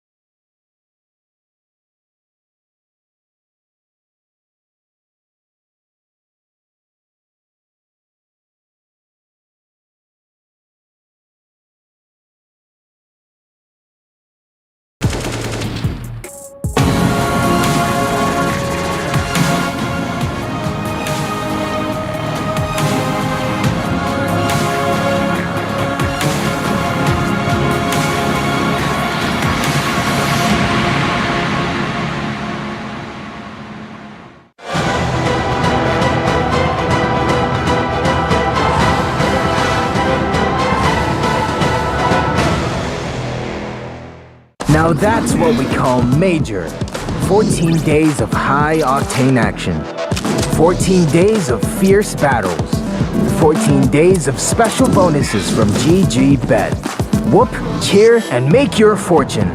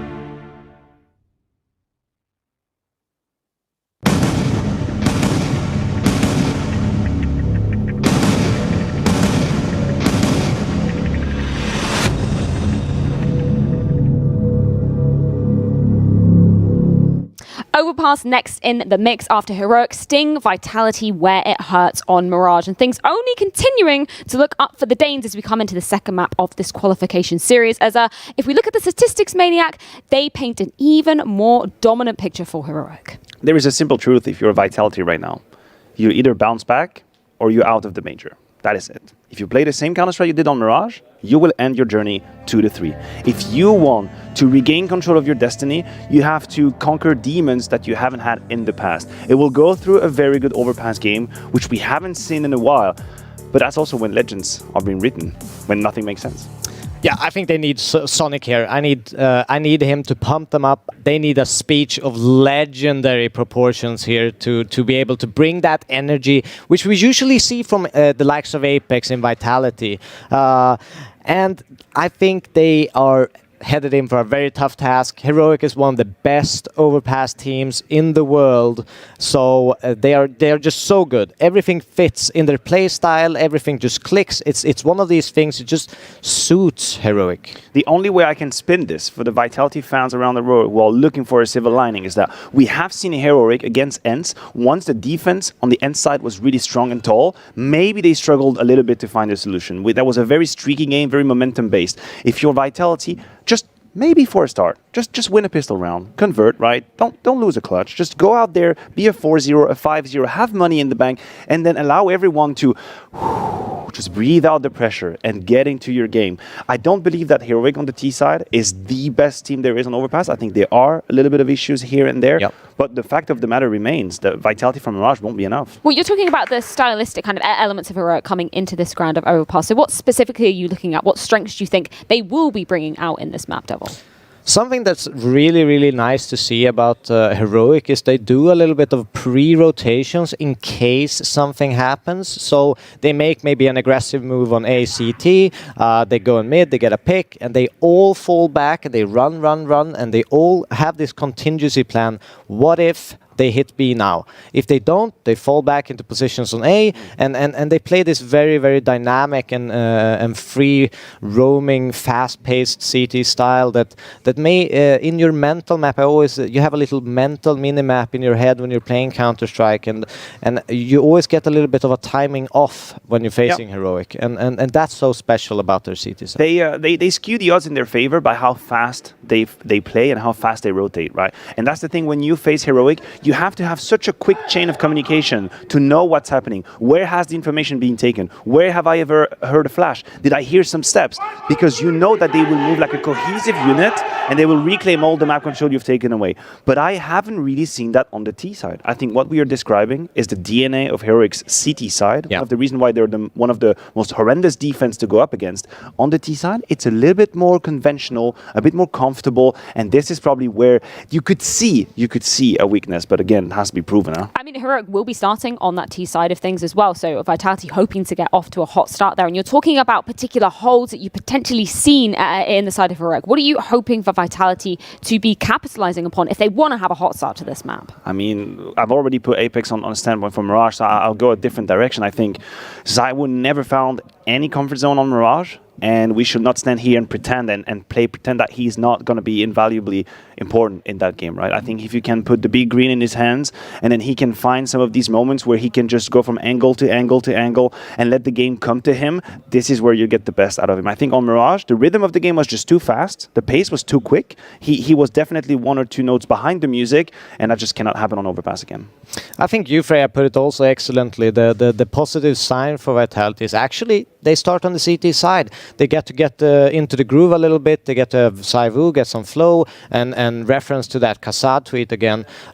They get to dictate a little bit of their own rhythm with their own individual decision making. So that's a good one. But they really need to shut down Heroic's momentum early on. Otherwise, it's going to be a really, really tough time for them. And something that we have mentioned in the past at these desks, whenever they have a strong hand in the round, whenever they have a strong hold and a power play, remain calm. Yep. Don't overthink, don't second guess. If you think you know how to maneuver a 5v3, stick to your guns. If you think you have to rotate, do it cleanly. I don't want to see what I have seen against Big many times in commanding situations. They doubted and they allowed Big back into this game. Now there's just no more room for error. Well, we're going to see if Vitality can push it to a third and final decider map, or if this is the ground that Heroic are going to claim their spot in the arena. And to do so, let's throw it on over to Vince and Blair. Thank you very much, Freya. Yes, we are ready to get into our second map. I would love to be a fly on the wall and hear what the conversation was like between Zonic, Apex, and the rest of the boys after that performance. I feel like we needed a real motivational speech, like from one of those movies. We'll see if it happens or if it's more of a eulogy, because simply put, now we're going to Overpass, as they just broke down on the desk there, Blair. It probably doesn't bode particularly great for Vitality, but they're still in with a chance here. They're not completely done just yet. Absolutely not. Like, Overpass is a map where, sure, they don't really have a good record on it, but Heroic's T-side, I have some question marks about Heroic's T-sides in general. I think the desk mentioned that as well, and that is something which Vitality could be looking to kind of abuse, the fact that they are starting on the CD side. Apex is going to be having a smoke, a couple of flashes to work with, the rest of them USPs and armor, and Dupree looking to take a duel early on down mid. Oh, backs away though, sees the information he was looking for,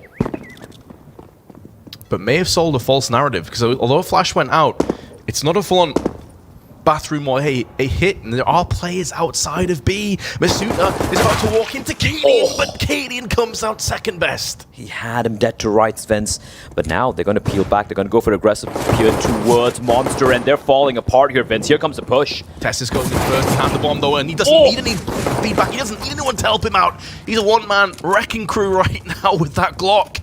2 heads have already been claimed, but Vitality, they aren't going to have to repel this push because Heroic are backing away. Or at least they're faking the idea of backing away. They haven't fully committed. They're going back onto the short B side. And the CTs did over-rotate. All 3 players have left the vicinity. They are aggressing though, and now with that, they're like, there's no one towards Halt. Stone, his head's been spotted out by Apex. Preemptive flash towards Monster to potentially kind of lure Heroic into thinking there are at least a couple of CTs there towards B, and here comes the flank from Magisk. This could be everything. The door is closed though. I love that flash, as you said. That was just baiting out that they had more strength up their sleeve. All a ruse.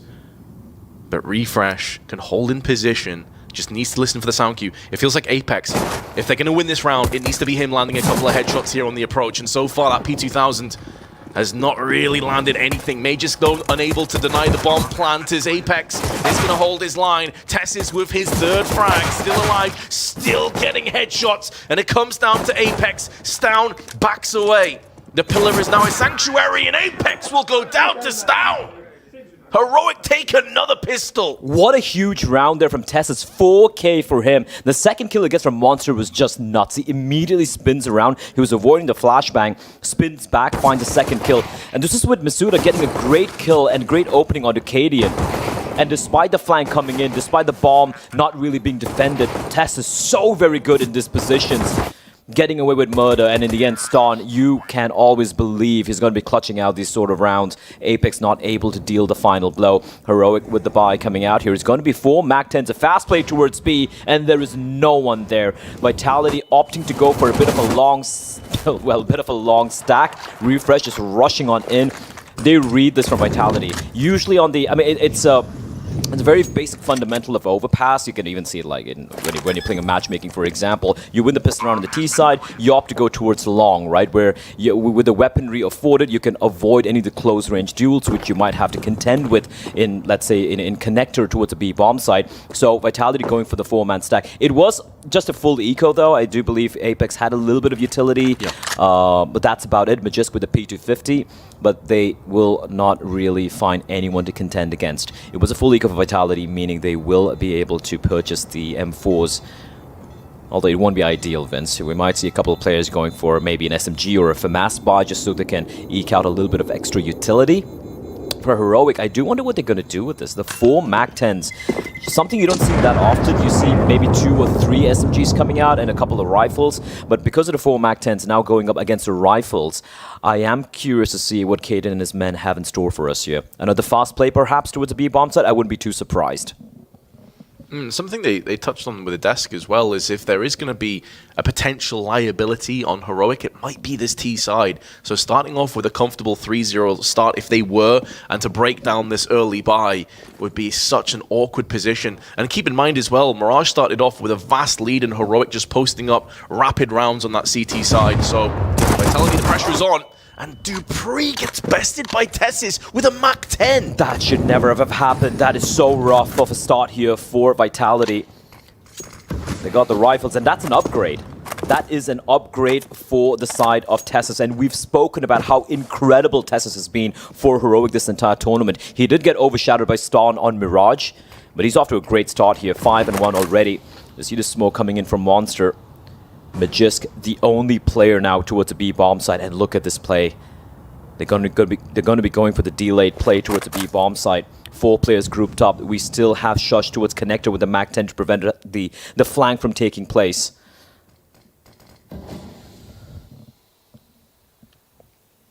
Already a fairly bleak picture being painted on Overpass. Magisk stuck behind the smoke. There are multiple T's behind that. They still have connector control as well. Shush is about to peek out. He also downs Masuda. The flash working against and Shush with a MAC-10. Sprays down 2. All 3 of these kills have been off the back of MAC-10s. And now Magisk has to become a hero. But instead, there will be no fairy tale ending. Vitality have Apex left. This was a full buy. This was their chance to get a CT side established. And instead, they have been utterly destroyed again. Apex passing by the smoke of Shush, but he realized that was a possibility. Not only did they win the round, Blair, they lost 1 player in the process. Vince, that is a catastrophic round for Vitality. That they had the rifles on every one of them. And you could see the lack of head armor. Zaiwu, he didn't have any helmets, so immediately gets gushed down by the MAC-10. And for Heroic, they went into this round, it's kind of like a bonus round with the 4 MAC-10s. And they've upgraded to 3 M4s, only having to purchase 1 AK-47 heading into round number 4. For Vitality, at least, they, you know, it's better than round number 2. They have some deagles to wield. But Vince, it doesn't bode well here. The start for Vitality. Just able to find 1 kill and lose all your weapons against the MAC-10s? That is rough. And it's not like Heroic went for any explosive play, right? They were afforded these duels and they just came out on top. And here it comes, the creepy crawl towards bathrooms. Dupree.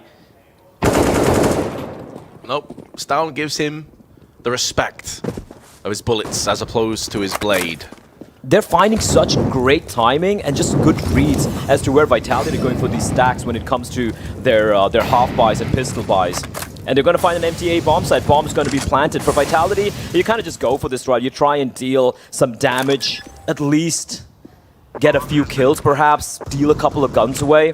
But this round is done. Heroic, bomb planted, a little bit aggressive posturing. You can see the other couple of players in the form of Refresh and Ston fading back all the way towards the bathroom to prevent a potential flank from taking place. And Vitality are just getting pinned down into its bank position with all this utility and even the bullets peppering at them. So they realize, you know what, there's no point giving away our lives for free. We have Magisk with a full armor purchase. We have Apex with the Kevlar, so might as well hold on to this.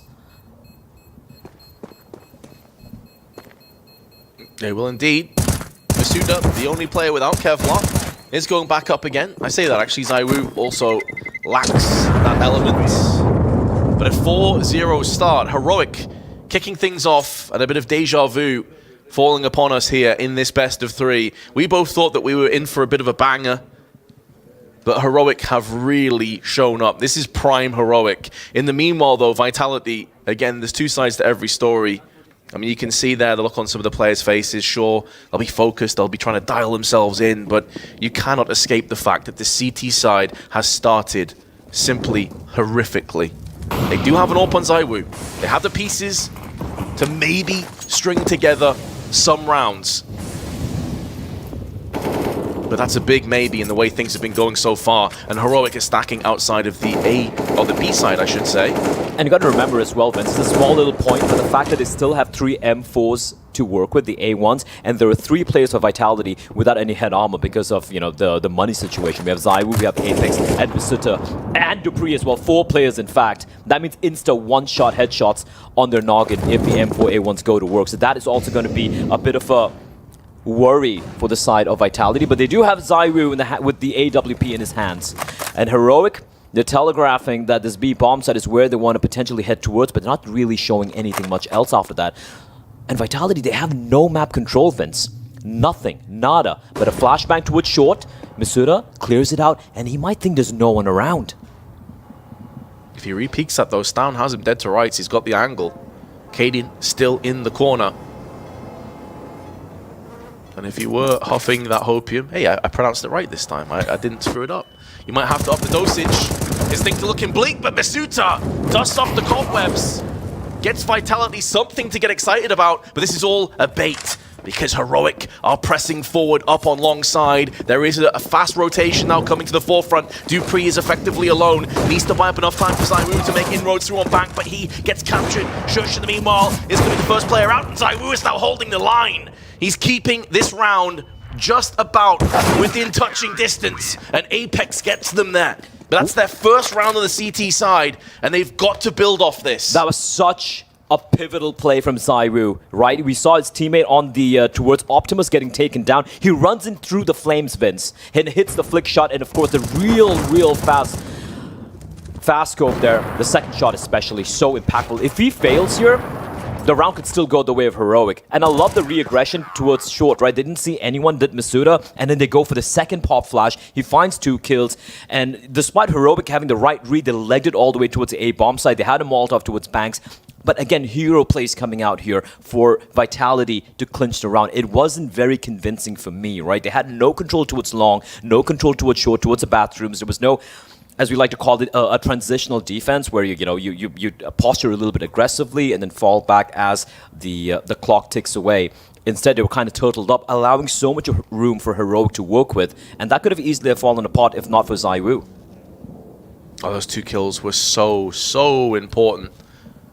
But as we said, it's great getting around, but can you build off that? That is something that they were unable to truly do in the early openers on Mirage, and it cost them dearly. Early Incendiary and HE's down on mid. Good damage inflicted as well. Stown drops to 54, and this is something we haven't seen yet. They're taking map control. They're getting into B short. Confidence building. I like this push though. You see the smoke inside a short, and they're walking on past it. And that is something Heroic might not potentially be expecting. This water control has been taken for the time being by Apex and Magisk, and this is much better. I was talking about the aggressive posturing from the CTs, not allowing free map control for Heroic, and they're doing exactly what the doctor ordered. Dupree, yet to get off the mark, playing towards the bathroom's long position, and he's got, of course, ZywOo. The op. Bullets just whizzing past Dupree, like a little scary, but he will fade back now. Still a minute on the clock to work with for Heroic. Okay. Oh, no. Magisk smacked up through the wall. And that may put Vitality into a desperation situation here. A bit of misdirection tossed in as well with the smoke, but it would appear that Heroic do have their eyes set on the B side of the map. 35 seconds though. They need to make a little bit of haste. Shox still towards the short position. 30 seconds now. The hit's going to be coming in. Apex, he's got to hold his ground here alongside Masuta. So much weight on their shoulders. They picked up their first round.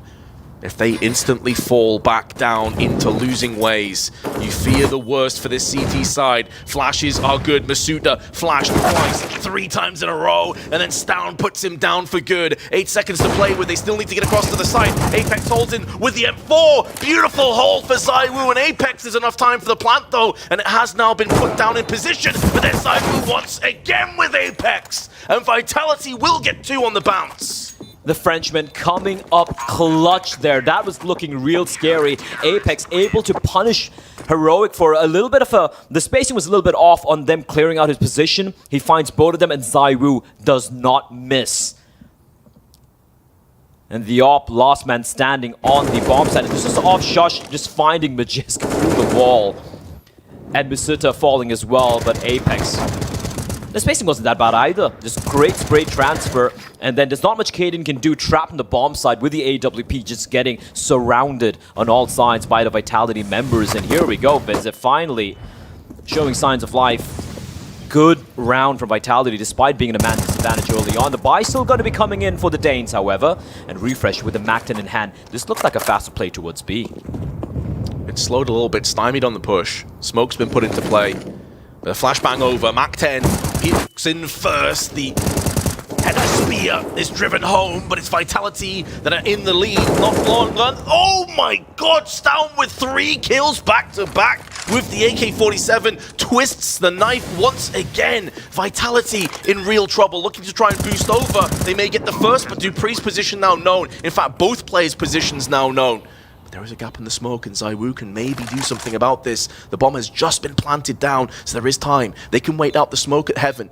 Try and pincer in on Cadian. Now the smoke is clear, but so is Dupree. Cadian nullifies him, and ZywOo has it all to do with his deagle and the AWP. He spots Cadian, drives home the headshot. ZywOo desperately clambering for position, for information. Molotov is good. Shush will be forced down to the open. Noise is made, and ZywOo so close, yet so far. Heroic get a 5th. He played that so well, Vince. He throws in a Molotov. He knows that Shush has to peek in, but Shush coming out on top. He was so very low as well. Valiant attempt there, but Stawn, what an opening, Vince. It felt like they'd done enough.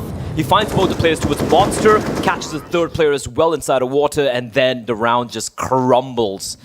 And despite the heroics of ZywOo, the force buy for Heroic, they snatch it back. And you look at the state of the economy of Vitality. They're, again, early on in this game, scraping the bottom of the barrel. They're going to go for a bit of an aggressive play here. The MP9 in the hands of Apex. A Deagle, a FAMAS. At least they have an op still for ZywOo, and an A1 for Dupree. Utility, very sparse as well, Vince. 1 smoke, a handful of flashbangs, and a couple of nades. And I don't see... Okay, just the 1 kit. And ZywOo, entrusted with the AWP, he's got to make it work. Apex actually challenges the question. He will fade back, and simultaneously, Stawn will find Dupree. That's the A1 taken off the board. They still have the AWP, though. They still have chances. HE tossed out, 1 in return. A back and forth, a bit of a stalemate on the B side, but this will open up avenues through connector into bathrooms. Vitality have no forward contingent that can relay information, no early warning system to deploy. And so they're going to try and flash and play aggressively, but Cadian smacks Masuda down while flashbanged. And a 2-for-1 trade falls upon us. 40 seconds to go, and there is a flank coming in. The misdirection again calls for Vitality to rotate off from the A side, but ZywOo, his 6th sense is tingling, and now with mollies and smokes landing, he knows what's coming up. The timing could be everything. He's going to get caught though, and Stown will punish him. Vitality looking to concede for a 6th time on their CT side. It's gutting. It is so very gutting for Vitality. ZywOo, he got the right idea, he got the right inkling. It's like this could be just a ruse towards the B bomb side, but the timing there, getting caught by Stawn. Again, impact kills being found by the young Dane, 2 kills for him. And at least for Apex, they were able to take down Cadian, so even though they lose the op in hands of ZywOo, they would still be able to retrieve 1. And Heroic, not really. There's no need for them to really go for the Hunter money. It really isn't necessarily in such a great place for Vitality, though. I'd envision they drop the op to ZywOo, maybe purchase a few pistols, a Deagles, coming out over here. Yeah, should be able to purchase the Deagles and maybe a little bit of utility, but that's all they'll have this round. It's going to come down to the hero AWP and to see what it can do. We might even see Apex just wield this, right? He's got Kevlar, but no. He's going to be dropping towards Zywoo, who's going to purchase some Kevlar to work with. But the rest of them, some pistols, are going to be coming out heroic. There were questions about this T side from this team, especially in Overpass. And they had a real... actually, they got off to a really good start yesterday against Ence on the T side of Overpass, but it was Ence grinding it back, able to stop the streak they found themselves in. Right now, Vitality, despite a couple of rounds, it's still a rough position they find themselves in. For those of you just tuning in, map number 1 was the pick of Vitalities on Mirage, where Heroic had no trouble winning in a very convincing fashion. So Vitality have their backs against the wall here. Here comes the play. From the T's, just looking to get control of bathrooms. Dupree's there, and he's got Zywoo. He is posted on that A bomb site towards long for the time being with an AWP, but Heroic, they're poking and prodding both extremities of the map simultaneously. Refresh gonna be dropping the flash to a teammate. They can maybe put him into position. Mages through the smoke. Threads the headshot. And it's Refresh who thought second best of getting into Monster quickly, and that indecision cost him his life. Still though, even with that early casualty, Vitality are still in a very awkward position. Again, Connector is free reign, free real estate on the side of Heroic, so they can push back and forth and look for fast rotational plays. But there is now not much time on the clock, and Heroic will need to make a decision and stick with it. Damage done through on the Monster, but they've still pushed up. And this player's running with their knives out, they have no idea. And Mages with 3 deeks shuts the round down. Shush can do little but try run in, and Mages smacks him upside the head too. 1 HP, Vince. What a round. What a round. And if that doesn't wake up Vitality, I don't know what will. That was magnificent from Magisk. The ace with the deagle. When things were looking grim, he comes alive. All headshots. From his perspective, he almost couldn't believe it. He's like, what did I just do? I just pulled out of nowhere. And like you said, Blair, I completely agree. At the current standing, with so much on the line, you're in the Legends, 2-2 matchup, 1 round down, 1 map down. If you can't get inspired and motivated off that kind of a play, I don't know what's going to give you the kick up the backside. That could be the catalyst. That could be the fire beginning to burn brighter on the side of Vitality. Absolutely. I mean... That's better than any motivational speech Samuel L. Jackson could give, I tell you that. Like, this was almost inhuman from Magisk.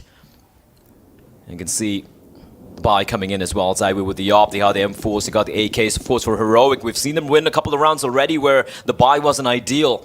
The AKs, Mac-10 immediately, fast play coming in towards Playground, and Zywoo, the flashbang, will ruin him. He will fall back, but to a slightly more passive angle, Dupree and Magisk playing aggressively. They have no control towards Connector, so there is a timer on how long they can hold on to this position. And yep, the Molotov's getting deployed. Vitality, the 2 defenders opt to fall back towards bathrooms, but it's also going to allow Apex to rotate back towards A. They're playing a very passive setup towards B, Vince. It's almost a retake setup coming in here. You can see one player, that is Masuda, playing all the way from Graffiti. And Vitality looking to take the fight in bathrooms. I like this. Dupree, time for him to shine, but the play is going to be coming in towards B, and right now there are only 2 defenders, one towards Graffiti and one towards Heaven in the form of Magisk. 55 seconds on the clock, and Tess is making moves through the smoke side. Dupree will have him, and he'll devour that kill post-haste. But again, it's misdirection. The bulk of the T's now spreading their way, and wings out onto the side, but they've been clipped. Magisk and Masuda put them down. It's only Shush that counteracts with a frag. Good damage with the nade, but it won't stop the bomb from getting planted down. And considering there's an AWP and an AK in the hands of these 2 remaining stragglers, there is a way back into this round, but Apex closing the door again. And Stown, 1 on 3, 50 HP to his name, is going to get USP'd in the side of the head. And Vitality, they get a 4-6 lead, or I should say deficit, but they're getting closer and closer now. They are slowly crawling back. A team ace coming in there for Vitality, a full team effort. Everyone chipping in with one apiece. Great hold there. And Heroic, they were never comfortable once they got the bomb down. 4v2, sure, Kaden and Ston were able to get a couple of kills, but the trades were almost simultaneous. And for Heroic, finally, they're down to just the pistols. And it's going to be a very, very light investment. A couple of P250s, we have a Tech 9 for Shush. Bit of a nade stack. Let's see if anyone's going to fall for this. Magisk. Oh, they're lining it up. The Heat Seekers are out. Is there going to be a victim? No, sir. 2 HP damage done. Now they're going to be pushing in, looking to try and just at least get a bomb plant into position. Good mollies also tossed in for good measure. That grenade's going to do tons of damage. And Magisk and the rest of the crew will clean up the rest. They get their mops and buckets out, and they force Heroic out of the round. Still, Vitality will trail, but they've brought this big deficit down to just 1. 5-6. Momentum building up for them. As we said, that Magisk play, that may have just been the changing of the mood.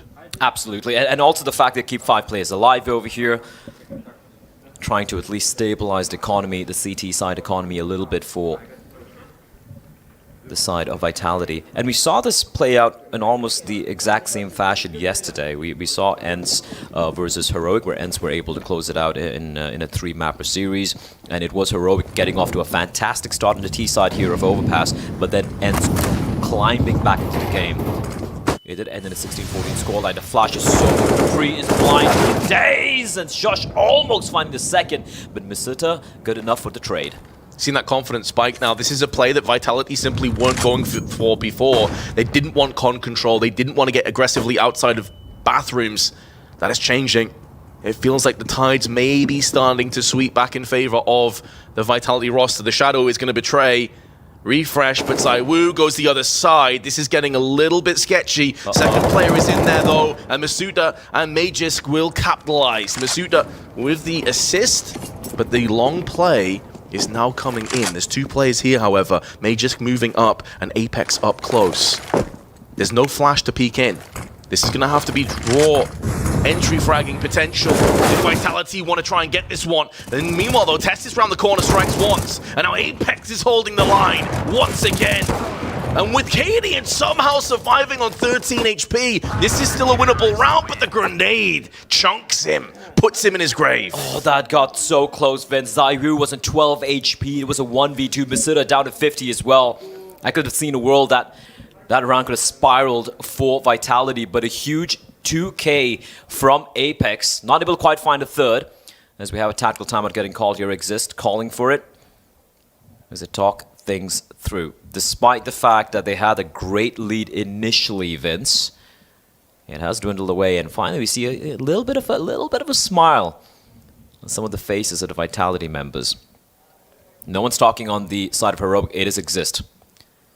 The coach, major winner, part of a legacy, storied team of old. Of course, tactical timeout getting called by Heroic means that Vitality can also stalk things through, calm things down. They've lined it up, Vince. It was looking rough. It was looking like it was a replay of Mirage. But now, if they can continue the streak and get to a 9-6 scoreline, suddenly, Vitality, they could be back in the game. You cannot ever count out this team. Despite some of the struggles they've had, you look at the players in the lineup and you're like, yeah, this is a team that should be playing in the arena. For Heroic, it's going to be the Pistols coming out here. They are taking a lot of damage. Apex with a cheeky wall bank, and Misita as well nearby towards short. A 4 drive-by on the Tessis, though, does get them a little bit of reprieve. They relinquish a couple positions on the site. Looking for a plant at this stage. Apex, who's been very solid on this B side of the map, 11 kills distributed from him.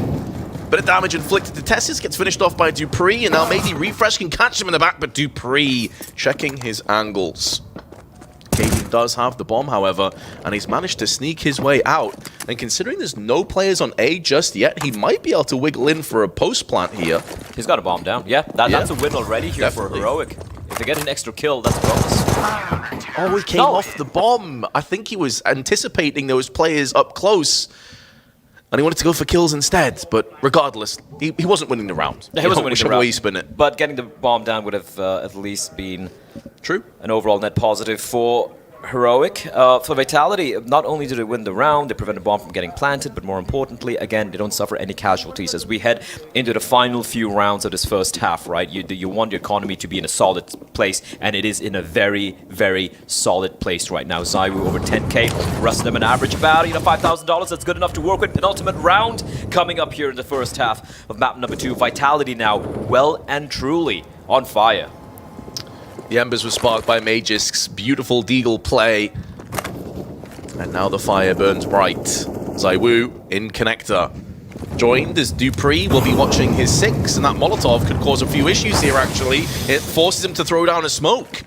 That puts them in such an awkward position. A lot of damage was also done in the process to ZywOo. He's down to 39. And this now forces their attention over on the balloons area, but it's Long that's getting bypassed. Long control attained. Heroic pushing through. And Apex is very cognizant of that fact. He's going to be slowly creeping on around behind the boxes.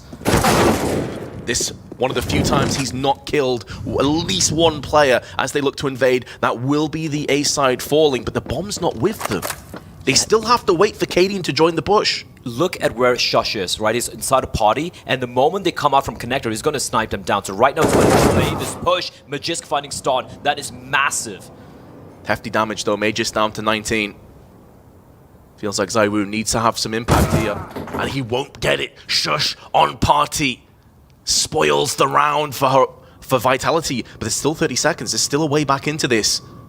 Heroic may be overthinking. Now they're going to explode onto the site. Now they'll get this plant down. And Shush is still being a pain in the backside, still watching the middle portion of the map and having control over connector. Even if he dies, he acts as an early warning system to his teammates to quickly revenge him. The fact that they got money events, they're going to be going for this, but Magisk is so very low. This one's not going to be easy at all. Masuda needs to go big, and how the hell is dupreeh going to get the hell out of connector? Tessis low HP though, 1 bullet on him and he's gone, but time is so very low, and now Tessis will show his hand, show his position. Cadian shuts it down, and dupreeh can do little but pick up ZywOo's AWP and look to save. He's going to get pushed in though from Shush, and misses the shot. No saved AWP. And we are tied again at 7 apiece. Money's not a problem for Heroic, though. Sorry, for the side of Vitality. They can easily buy up. They had oodles of money, which is what allowed them to even attempt that retake, considering it was a 3v4, considering Magisk was so very low. But this opening, their Apex needed at least 1 kill towards Long. But a great switch in the pacing. Heroic haven't really gone for this fast play towards Long ever, right? Just running on in, and even though Apex was starting, his spider sense was starting to tingle a little bit, he still got caught with the double peek, and you can see, as usual, very, very emotive man. Once more, they go for the triple stack nade, but then no one there because Magisk is so far ahead of it. He even gets the dink. Nice. Gets taken down with a follow-up nade from Apex. Finds Cadian. Shush, though, he's biding his time, waiting, and dupreeh's gonna fall here. It's hard to see how dupreeh wins out in this fight unless he just stays in position, has a little bit more confidence in himself, but Shush will get his man. Just beforehand, Refresh was put down short though, and ZywOo capitalizing on a dry peak from Tessis. So the ebbs and flows, the back and forth still favors Vitality. And Shush was tagged earlier from dupreeh. A lot of this may come down to Stown, as is often the case. He was a mammoth on Mirage, dropping well over 20 kills. Apex now boosted up though. They have 2 incendiaries. They have a HE. There's plenty of opportunities for them to stall and stymie this plant. But that's off the basis that they can stay alive. Stown with the AWP is going to be going in first. They may try and draw out the fire and send Refresh in, or Shush I should say, just ahead of him. The slow peek gets the kill. And now they know that Masuda is here. He tosses in the incendiary to try and stop the plant, but it's too deep. It's too deep. It's not going to do anything in terms of yielding the denial. And neither of them are affected by this Molotov. That's a big moment that could be slipping away now on the side of Vitality. And ZywOo, as he tries to come down through the connector side, knows he'll be making noise, so he's taking his sweet time, flashing out for his teammate now, as Masuda gonna try and close the gap. Smokes, plentiful on the side, makes this a hard endeavor for Masuda to try and clear out, and he doesn't check his angles, and he gets punished. ZywOo, last man standing, but not for much longer. And it will be Heroic in the lead going through into the second half. Sometimes it feels like Stone might even be the best operator in this team. Just clearing out every single angle. Apex was so sure that be coming out from Monster. He saw a little bit of a shoulder peeking out, but before he could even react, Stone finds him. I do want to see his POV because that was such a good shot to hit. Look at this. You can see Apex almost about to turn.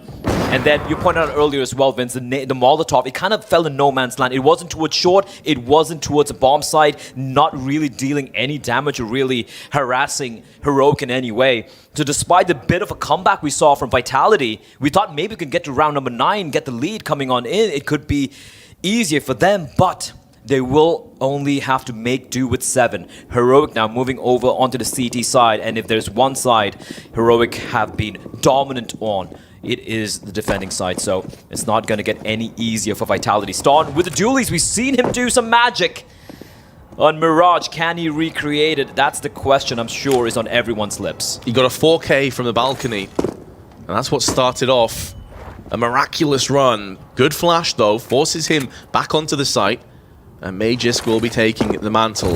Magisk has had a couple of awkward rounds. I say that as Apex flubs his Molotov.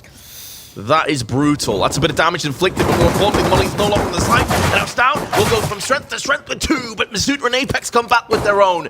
And now they can't spill onto the site. They know one player is in short. What they don't realize is that Shush is also pushing around from the monster side. Now they've seen it. Now they know roughly where all 3 players remain. Tess is spotted heaven. 1 short, 1 monster. Vitality, what do you do with this information? Magisk has had a great game so far with the pistols, and he goes in again, shutting it down with the Glock. And a much-needed round for Vitality. 17-9 for Magisk.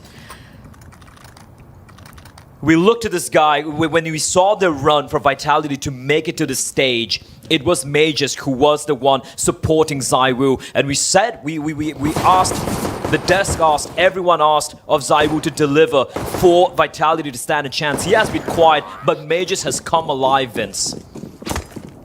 The Glock, the Deagle, the rifles, doesn't matter what he's got in his hands, he's making it work. Heroic just down to the pistols here. It's just going to be a full eco, but... Oh, ouch. Farm City for Dupree. And a molly behind it. That's just exquisite utility, and that's pretty much the round. It was expected anyway. Mac 10 goes in first down, will punish as he punches the head of Dupree. This is getting a little bit costly now. That's a rifle that's been dropped as well, and can trade hands. ZywOo from the grave will get an assist, and Vitality a much needed 9th round. But it's something we talked about before. We casted Magisk and Dupree yesterday on Nuke, where combined they had so little kills, so little impact. To see him step up now, this is the moment you need players like this to really thrive. Absolutely. Yesterday on Nuke, it was, I do believe, the Frenchman. It was Apex, Masutra, and ZywOo who really delivered. There was one point in time where Magisk and Dupree had a combined 1 kill and 20 deaths. Yeah. And that was a map they still wound up winning. And for Magisk to come alive right here, right now, this is what Vitality were hoping for, praying for, and it has indeed happened. Now ZywOo can wake up as well. Suddenly, we might have a game in our hands here. Vitality, they take the lead, but it is by the smallest of margins, 9-8. Heroic, of course, will have the buy now. They did just go for the full save the previous round as USPs, able to take away a couple of guns. We have the scout in the hands of Apex, and we've seen him pull off some pretty impressive stuff with it earlier as well, so never discount the man, the captain. Heroic with a 2-man hold towards long. We got Caden with AWP. He's got Tessus right next to him. There is very sparse utility for the CTs, though, right? If they want to go for the retake, they have Shush with the kit, and that's about it. Cadian making sure there's no one nearby to trade, and Apex, unfortunately, not in a great position to even attempt to trade, as Cadian will pull off the escape, falling all the way back. Tessus on top of the dice, rather. Trying to use the one-way, but Vitality will not be cowed, Vince. They are continuing to pressure long, and there's no one looking there for the time being. Yeah, Cadian's completely fell back, given up long control, repositioned. They're not flashing or smoking. They're not giving this away. Will that be to their benefit or detriment? Because Tessis is on the truck. He's watching this. Now the flashes come in. Now the Molotov's on top of it. Tessis forced out. Frag from Dupree. A great set play. It's at least got them control and a stranglehold over the site. But what they do with it now is everything. 15 seconds, more than enough time for the plant. And Heroic is stuck. They can't get past the smokes. They have to save it. You can already see the players towards B. peeling away, and that's when the lack of utility comes into play. There's literally no flashbang, no smokes, no molotovs, nothing to work with. The one kit they have is with Shush, and that's when you give up control of the bomb site, you attempt to go for the retake, and you have nothing to work with. And also, like, they had no control towards connector either, right? So they didn't even have the potential of an early flank, maybe get a kill, but a good round for Vitality. They lose Masuta early on, but then they continue to re-aggress towards long, something heroic weren't expecting. Cadian was nullified, Bank was Molotov, or literally just smoked off, and a perfectly timed flash and a Molotov and the peek to take down the player towards Optimus as well. Well constructed round there from Vitality, despite being at a deficit early on. Yeah, Cadian got away with murder, the hit and run back on long side.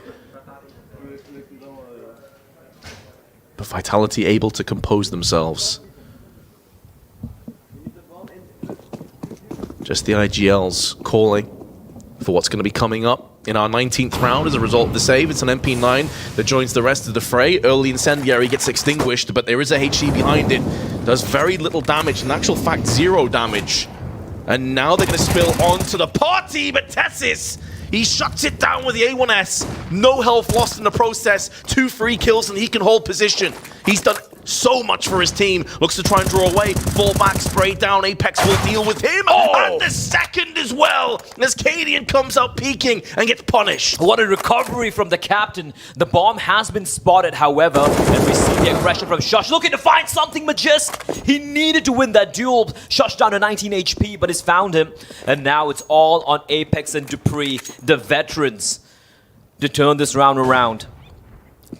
Man advantage, but barely, Vince. Shush has been so banged up and is all by his lonesome towards the B bomb set, holding the off angle in front of Monster. He's got a smoke getting deployed towards short by his teammate. That is Refresh. But if Vitality head towards the B bomb site, there is a real possibility they can turn this one around. Apex already clearing out towards T-spawn, and now if Ston opts to be adventurous and head towards connected, that's when things could get real dicey. We can see the fact that Ston's cleared out everything, they know it's going to be a B play coming in. 30 seconds on the clock, your refresh has arrived as well. This could go so wrong for Vitality. He's bolted it up, and now Stan's going to get the freebie. That's the bomb as well. Apex is down last. A very important round for Heroic. Their economy was on the line. Vitality will be able to buy again, but that deficit now has been drawn to just 1. A bit of a grimace on the face of Cadian. That was such a back and forth round, Vince. The first 2 opening kills, great bait and switch. Cadian takes a shot, falls back, Tessus with the off angle, finding a couple. It looked like right there the round was won by Heroic, but Apex, he brings it back with 2 pristine kills.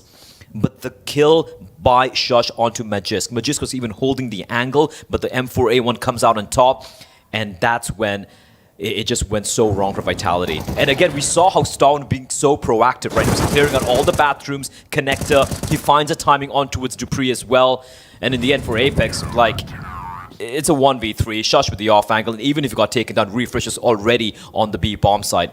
Heroic able to steal the round away here from Vitalities. We have attack timeout getting called the 3rd of this map for Heroic. For Vitality, though, they will have no trouble going for a buy here. Magisk will go for the AK and armor, meaning no utility for the man.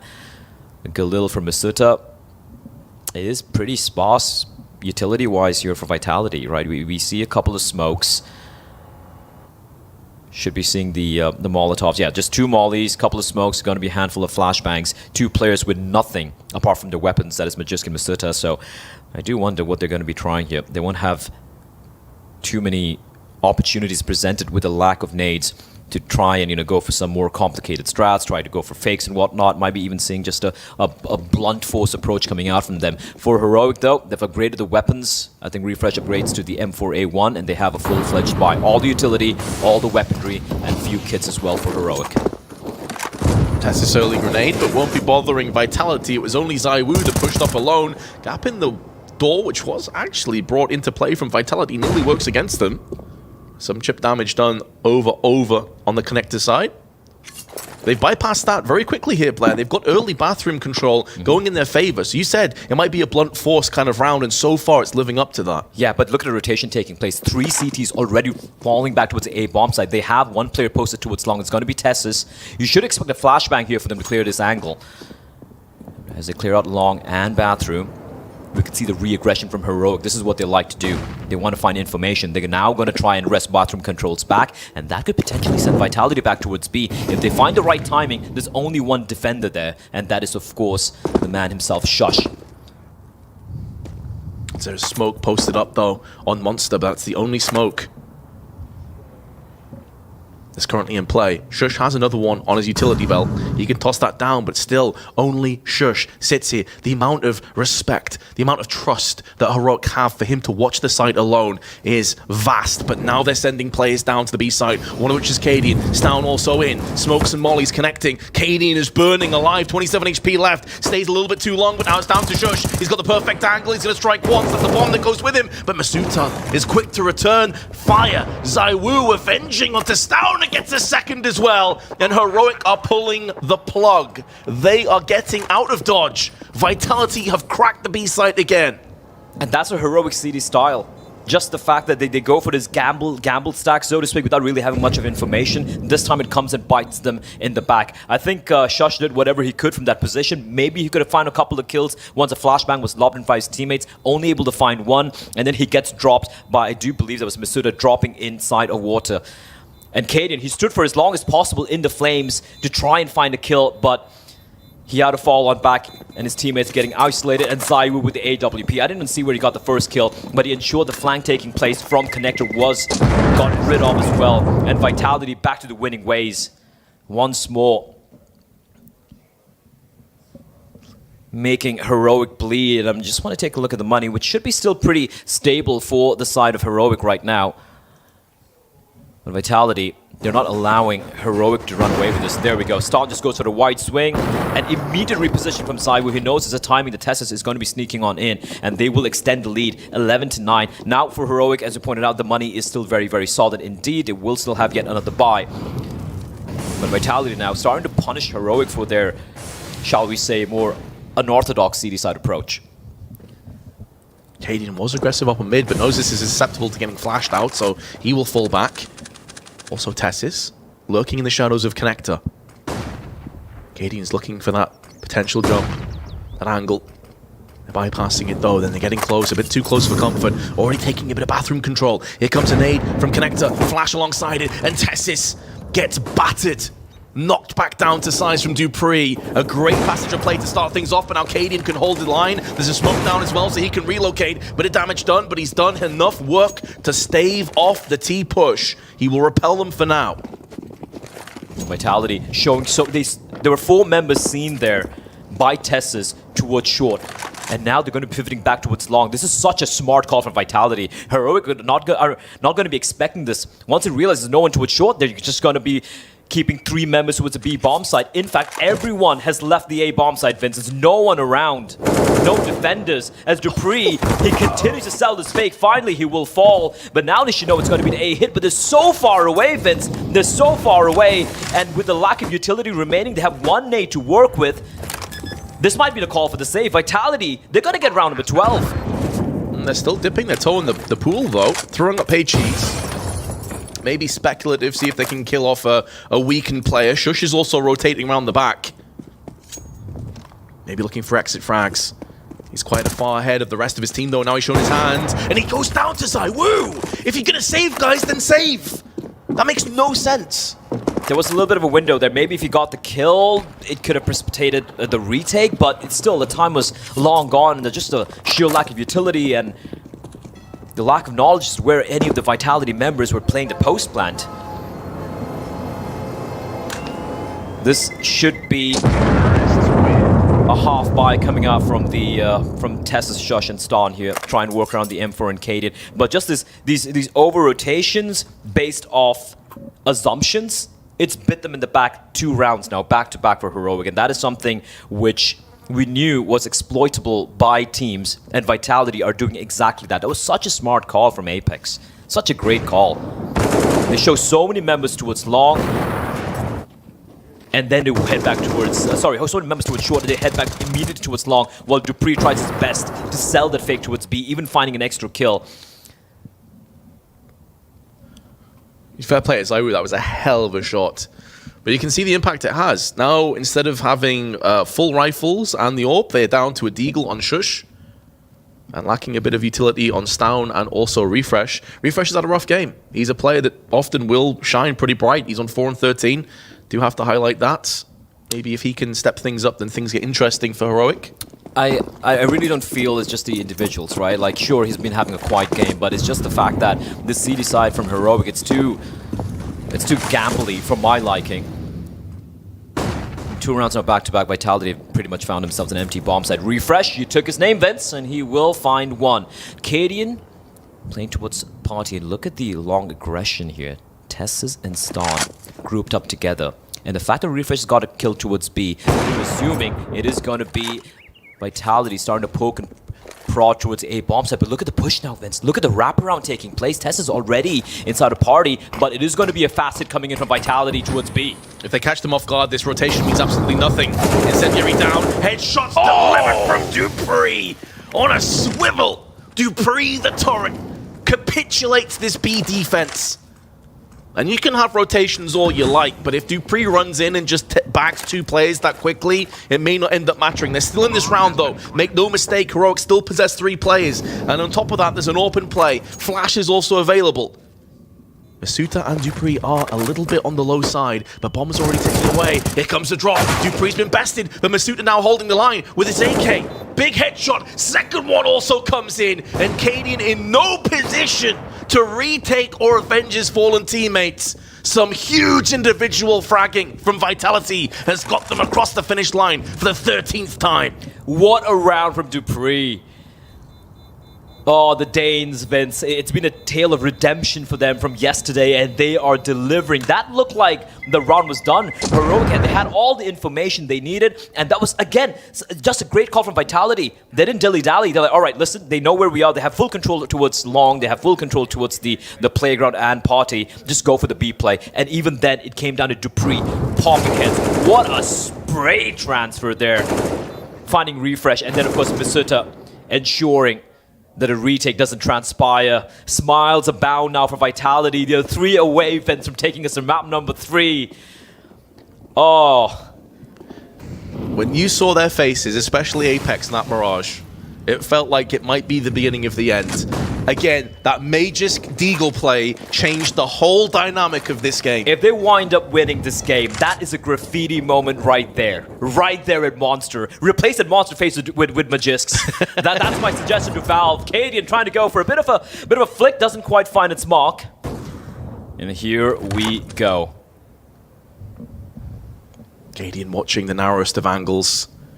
Doesn't necessarily need the kill. He spots one crossing. He can now pull the plug. He's missed his shot. It looked dead on, but I believe he was moving at the same time. That skewed with his aim. And now the smoke's coming. Now there is a contingent over on the bathroom side, which is down, but Tessus has been put in his place. Apex with another entry. Now Stown can maybe, just maybe, thin the herd a little bit. Opposite number has been quelled. Squashed by the AWP, but Refresh and Shush are stuck on the other side of the smokes. Now moving into the site. It's one-dimensional, all stuck on the flowerbed side, hoping that bathrooms will be their sanctuary as they look to safeguard the site. Also flanking from Mages in the meanwhile, as they're trying to delay this as long as possible. Apex with a spray. Shush is sticking on the side. He's going for the full defuse underneath the nose of Vitality, and he steals this round away. I can't believe they pulled that one off, Vince. They had everything going their way. And it just sticks. That was the one kit they had as well. They had one smoke and a kit, and that's all they needed. Oh my lord, how have they stolen this one away? And if that's the round that allows Heroic back into this game, Vitality are going to be shattered. Smiles for the time being. Have abated, but here we go. Still a 3-round lead, Vince. And still, the buy for Heroic, it is shambolic.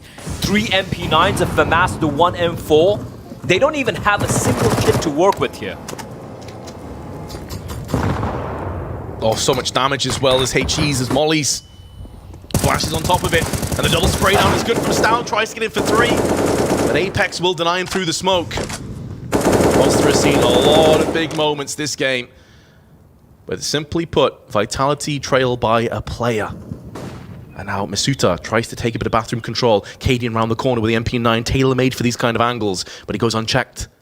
His position unknown. Living incognito. Masuta may get collapsed on, even if he takes this kill down. He spots Tessis, but the same can be said on the reverse. And this is where Cadian will start to dip himself into bathrooms, but the spray lets him down. Minimal damage inflicted as well, only 21. Apex misses a sitter though. Oh no! Vitality have had chances in this round. This is where the tension really comes to the forefront. 35 seconds to play with, and Monster has been smoked. 2 players low on the heroic side of things. They're going to look for a boost. Refresh crouch inside of the site though. 25 seconds, they need to find something right now. Oh, Refresh, he was there for a second earlier, but Apex finds nothing. Shush even looking. 15 seconds, they have to save, Vince. They have to save. And they do have the money, so it's okay. Dupree, Zaiwu, and Majus can buy for themselves. And a little bit of extra cash remaining for, I mean, quite a bit of cash for Apex and Masuta. They can easily repurchase the utility as well. But there were so many opportunities. You hit the nail on the head when you said Apex. That should have been the player dead to rights. He was caught out in the open, and not one bullet connects. And he can only see his head. I mean, it's such a brutal moment, but we also have to put in context that Apex has had a really good game up until that moment.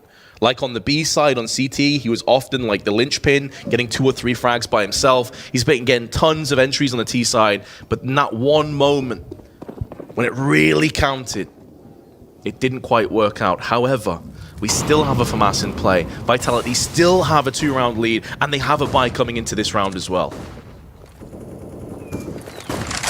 Heroic though. They're tenacious, Vince. The tenacious Danes. The risky plays. Won them rounds, lost them rounds. It's so 50-50 when it comes to the CD side from Heroic.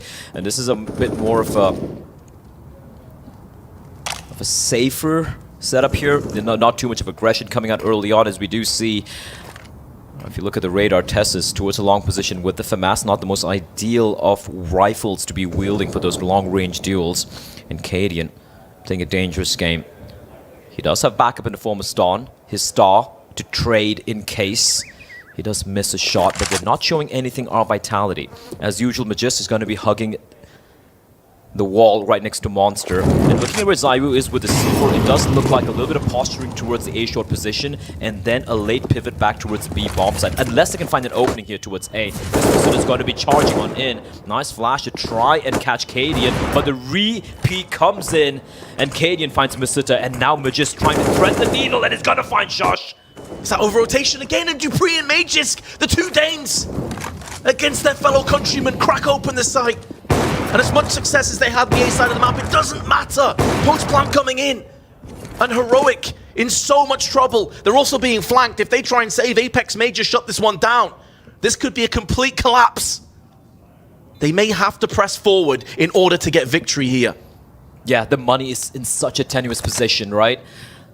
Sure. I can see Cadian and Ston maybe, and Tessis rather, dropping a couple of rifles, but as you pointed out, Vince, if Apex comes in from behind, he can completely ruin their day. Goes for the spray, but Ston, he might have just saved his team there with that kill. And once more, a brilliant call from Vitality. The moment they lose a player at short, they were trying to sell a little bit of a fake there. They probably wanted to go for a little bit more of a later take towards B, but the moment they lose a player with that kill by Cadian, they immediately pivot in from Monster. And again, Magisk opening things up. Dupree's there alongside him to get a second kill as well. And with that, the B defense just completely obliterated by Vitality. This is so back and forth, Vince, but Vitality, they have the edge. They are 2 rounds away from taking us to Inferno. You saw Zonic there as well, applauding, tapping Apex on the shoulder. He knew that call was pristine. So good in the heat of the moment. still in conversation as the tactical timeout has came and gone. As you say, we are on the brink of heading to Inferno. And how often does Inferno deliver as a third map? It's not done yet though, Blair. They can't get ahead of themselves. They have to focus on the task at hand. And the task at hand is to put the last couple of nails in the coffin here on Overpass. And because of the save, Heroic will have a solid purchase available as well. Here we go, though. Dupree charging on out, leading the stampede here of Vitality. 4 members grouped up. They're going to have ZywOo towards long with the AWP potentially. No, he's going to be grouping up with his teammates. Now, there are 2 players here for Heroic inside of the bathrooms. The 1-2 wombo combo in the form of Tessus and Stan, just the rifles. Cadian is going to be playing towards short, towards the B-bomb site, and here comes the push. Oh, the little shoulder peek, the cheeky angle, it gives Tess's position away. They don't know it's 2 players though, they didn't hear the secondary gunfire out. Now they're going to be baited in, now they find out, but Stown gets 1, and a lot of damage onto the second player. Now they realize, okay, it was a double stack, guys, be wary, we may get re-peeked. Good utility there to force back refresh. And again, grouping up. Despite having lost his teammate, Tess is now going to be grouping up with Refresh, playing aggressively towards short. And you can see once more Vitality. They've deployed a very deep smoke here towards short, but with the aggressive posturing of the CTs, well, semi-aggressive, that's going to allow the B defenders to hold on to their positions. But his B bomb side, Vince, it's been split apart so many times. But Cadian here with the AWP, this is a first. Can he deliver? Oh, the timing is so brutal. He doesn't lose his life. It's the only small reprieve. Now with 20 seconds, it may not end up mattering. But another second watching that angle, and this round could have completely fallen apart. He's still alive, still AWPing down though, Cadian. Crushing again on the side. Apex post plant, 1 on 4, 2 players are low. Spray is good for Testis, but he's getting encircled, and Refresh through the smoke will put him down, lay him to rest. Look at how low Shush and Cadian was, Vince. There was a world there that somehow Apex would have pulled off the seemingly impossible, but Refresh ensures he gets taken down. Cadian, despite almost getting CSGO'd, he manages to recover. No flashes, no Molotov in this position. This is something that Vitality have done time and time again, deploying the Molotov there to make Cadian feel uncomfortable with the AWP whenever they've gone for these B hits, but Cadian being allowed 2 freebies. And Vitality still on 14, still have the money for a full-fledged buy. And the double op setup comes here from Heroic. It's do or die. Vince still trailed by 2. We haven't seen this yet. We saw this on Mirage. We haven't seen it on Overpass yet. And we know how capable Stan is with the AWP. He's going to be pushing up towards long, playing a very dangerous spot towards the 3 position. As Vitality once more back to their bread and butter. We have Magisk and ZywOo together. No op this time for the Frenchman. Josh playing an aggressive angle right behind the smoke. You can see ZywOo just playing the anti-flash as well. They're expecting Heroic to go for maybe a pop out for Monster, but slowly they will fade away. There's a very strong hold here though. 3 players towards B. And you can see the flashbang. It's going to be a tell for Tessus and for Cadian that there is a bit of presence towards short, but there's no one there. Oh man, this is such a gamble. Heroic have given short control away. Down. Misses the shot. Shush though is there, and now they'll go 2-on trade. Stown missing again though, and they will get punished. That should have been a complete shutdown. Vitality should have been wrecked there, and now Masuda's position is so important, so crucial. He sees 1 player pass, information relayed to Apex, and he'll deliver the goods, but there's a second player coming down. Cadian is on the brink of pushing, and I don't believe Masuda realized that. So Apex is going to be a foregone conclusion. How does Dupree cross? He has to go towards long. He's got to go towards long. 20 seconds. He's got to leg it, Vince. He's got to have the knife out. And Cadian now potentially aware that long is open. If he can catch him, this could be it. This could be the round. You can hear him. Cadian on the flick takes him down. 10 seconds to go. And that is the round-winning moment. Vitality's funds are grim. They may be into some kind of a rough half-buy force situation, and Heroic are breathing down their necks. Holy hell, he's getting fired up as well, Vince. And that Missouri did everything. He gave all the information they needed. He had to cross from long, and Cadian, his spider sense starts tingling. He's like, long still open. They could be crossing right now. He hears the footsteps, and he hits the round-winning shot. Oh my word. These rounds are coming down to the wire. Masuta, he saved the Galil, so he's got no money, but he at least has a rifle. For the rest of Vitality, it's pretty much a full save. Dupree's got a Deegan, Kevlar, Apex with a P250. Unfortunately for Magisk, listen, if he had a Deagle, I'd still believe, but he just got a Glock. And against a full buy, don't really fancy his chances. Heroic, the best chance here to tie things up. Only have to contend with the Galil in the hands of Masuta. But what a disaster of a round there for Vitality. It felt like that somehow threaded the needle. It felt like that somehow found the hole in the defense. But Cadian, he says no. They're going to be grouping on up here together. They have a couple of flashes to maybe potentially set up Masuda to get an opening. Heroic, though, playing very, very passively. We have Tessus and his captain, Cadian, towards the A-bombs. That Cadian is just jump spotting out. But they need to be wary. They can't allow these pistols to swarm the bomb site. Flash is good. Start to get a closer angle now onto the site. Tripping over each other right now, though, Vitality. Some good counter flashes tossed in. And this is where the Galil, Masuda, has to be a huge breadwinner on the side of Vitality. This utility, though, has been so good at just forcing Vitality away, keeping them at arm's reach. Where the superior firepower should come to the forefront, but Masuda getting 2 kills has put them in such a good position now. They flash Cadian out of position. He's stuck on the wrong side of bank, and Refresh can't move up from the dumpster. It should be a plan. It could be so much sweeter. And Masuda going from strength to strength. He's picked up 3, and he single-handedly forced the Danes off the site. Vitality will have 2 map points. What a hero. What an absolute god. Masuda with the 1 Galil. He saw the barrel. He saw the barrel sticking out from Optimus. He goes to the pre-fire, gets the kill. The second one as well. Switching over to the M4A1.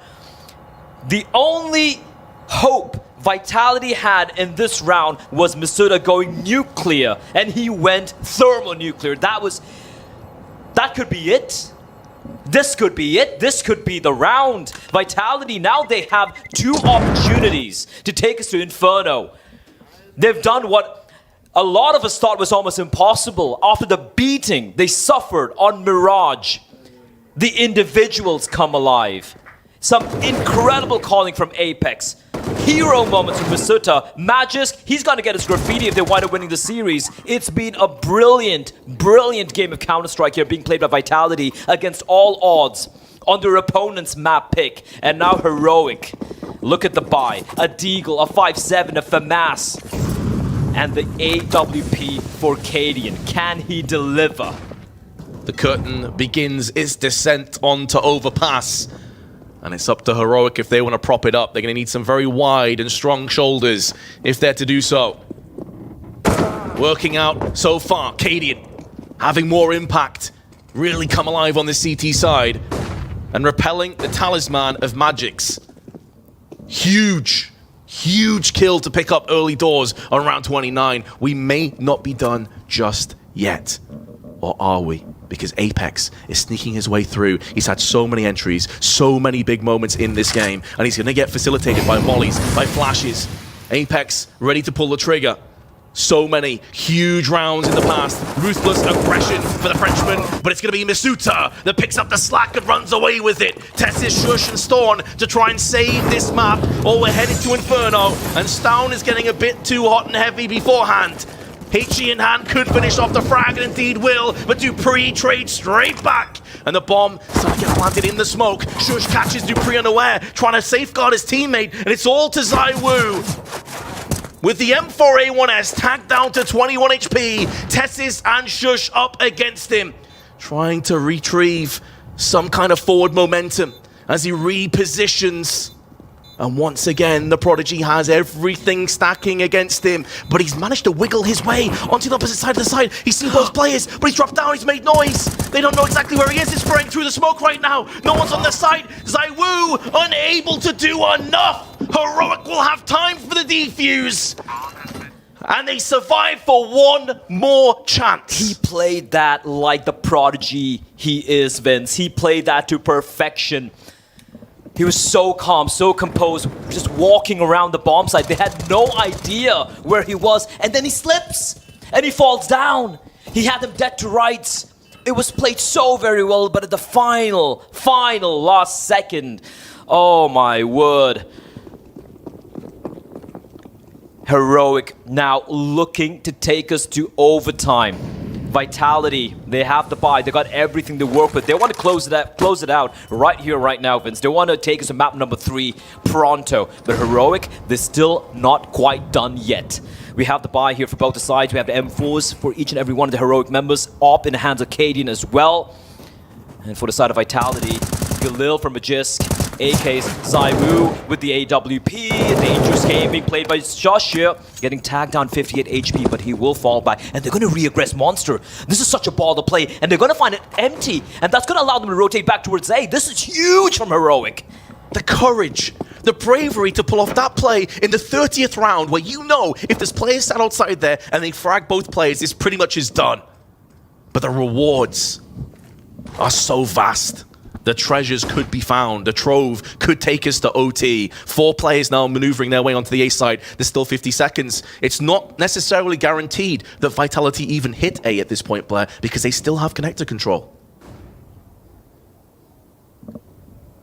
Slowly creeping up along. 3 members. Magisk creeping up towards short. There is still 1 player there. There is Tessus. He's in a rough spot here. They need to try and go for the hit now. 30 seconds on the clock. 3 CDs lying in wait. The Molotov is going to delay them even further. Pushing through the fire, pushing through the flames, and the flashbangs. Vitality have 2 entries. 20 seconds to play with now. A refresh has to go above and beyond. But instead, he is dwindled by Magisk. 15 seconds. Cadian trying to push through, trying to deny the plant. Does connect the shot, but it's through the boxes. So minimal damage.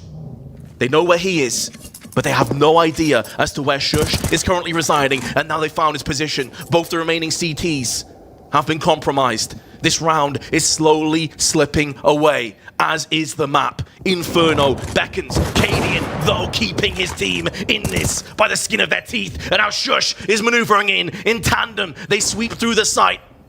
Bodies littered everywhere, but Zaiwu's position is too good.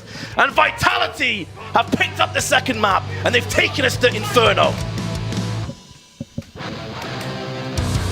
I thought it was impossible. I genuinely thought, considering the lead the Heroic had initially with Vitality, incredible calling, incredible clutches, a couple of them not going their way, but doesn't really matter.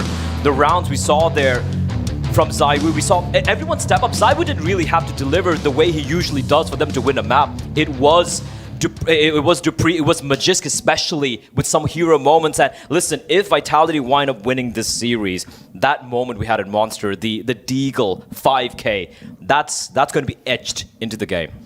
Just unbelievable. Caught everyone off guard. I mean, even Magisk, you saw his reaction. He was like, oh, wait, I just aced. I just pulled off like a crazy play.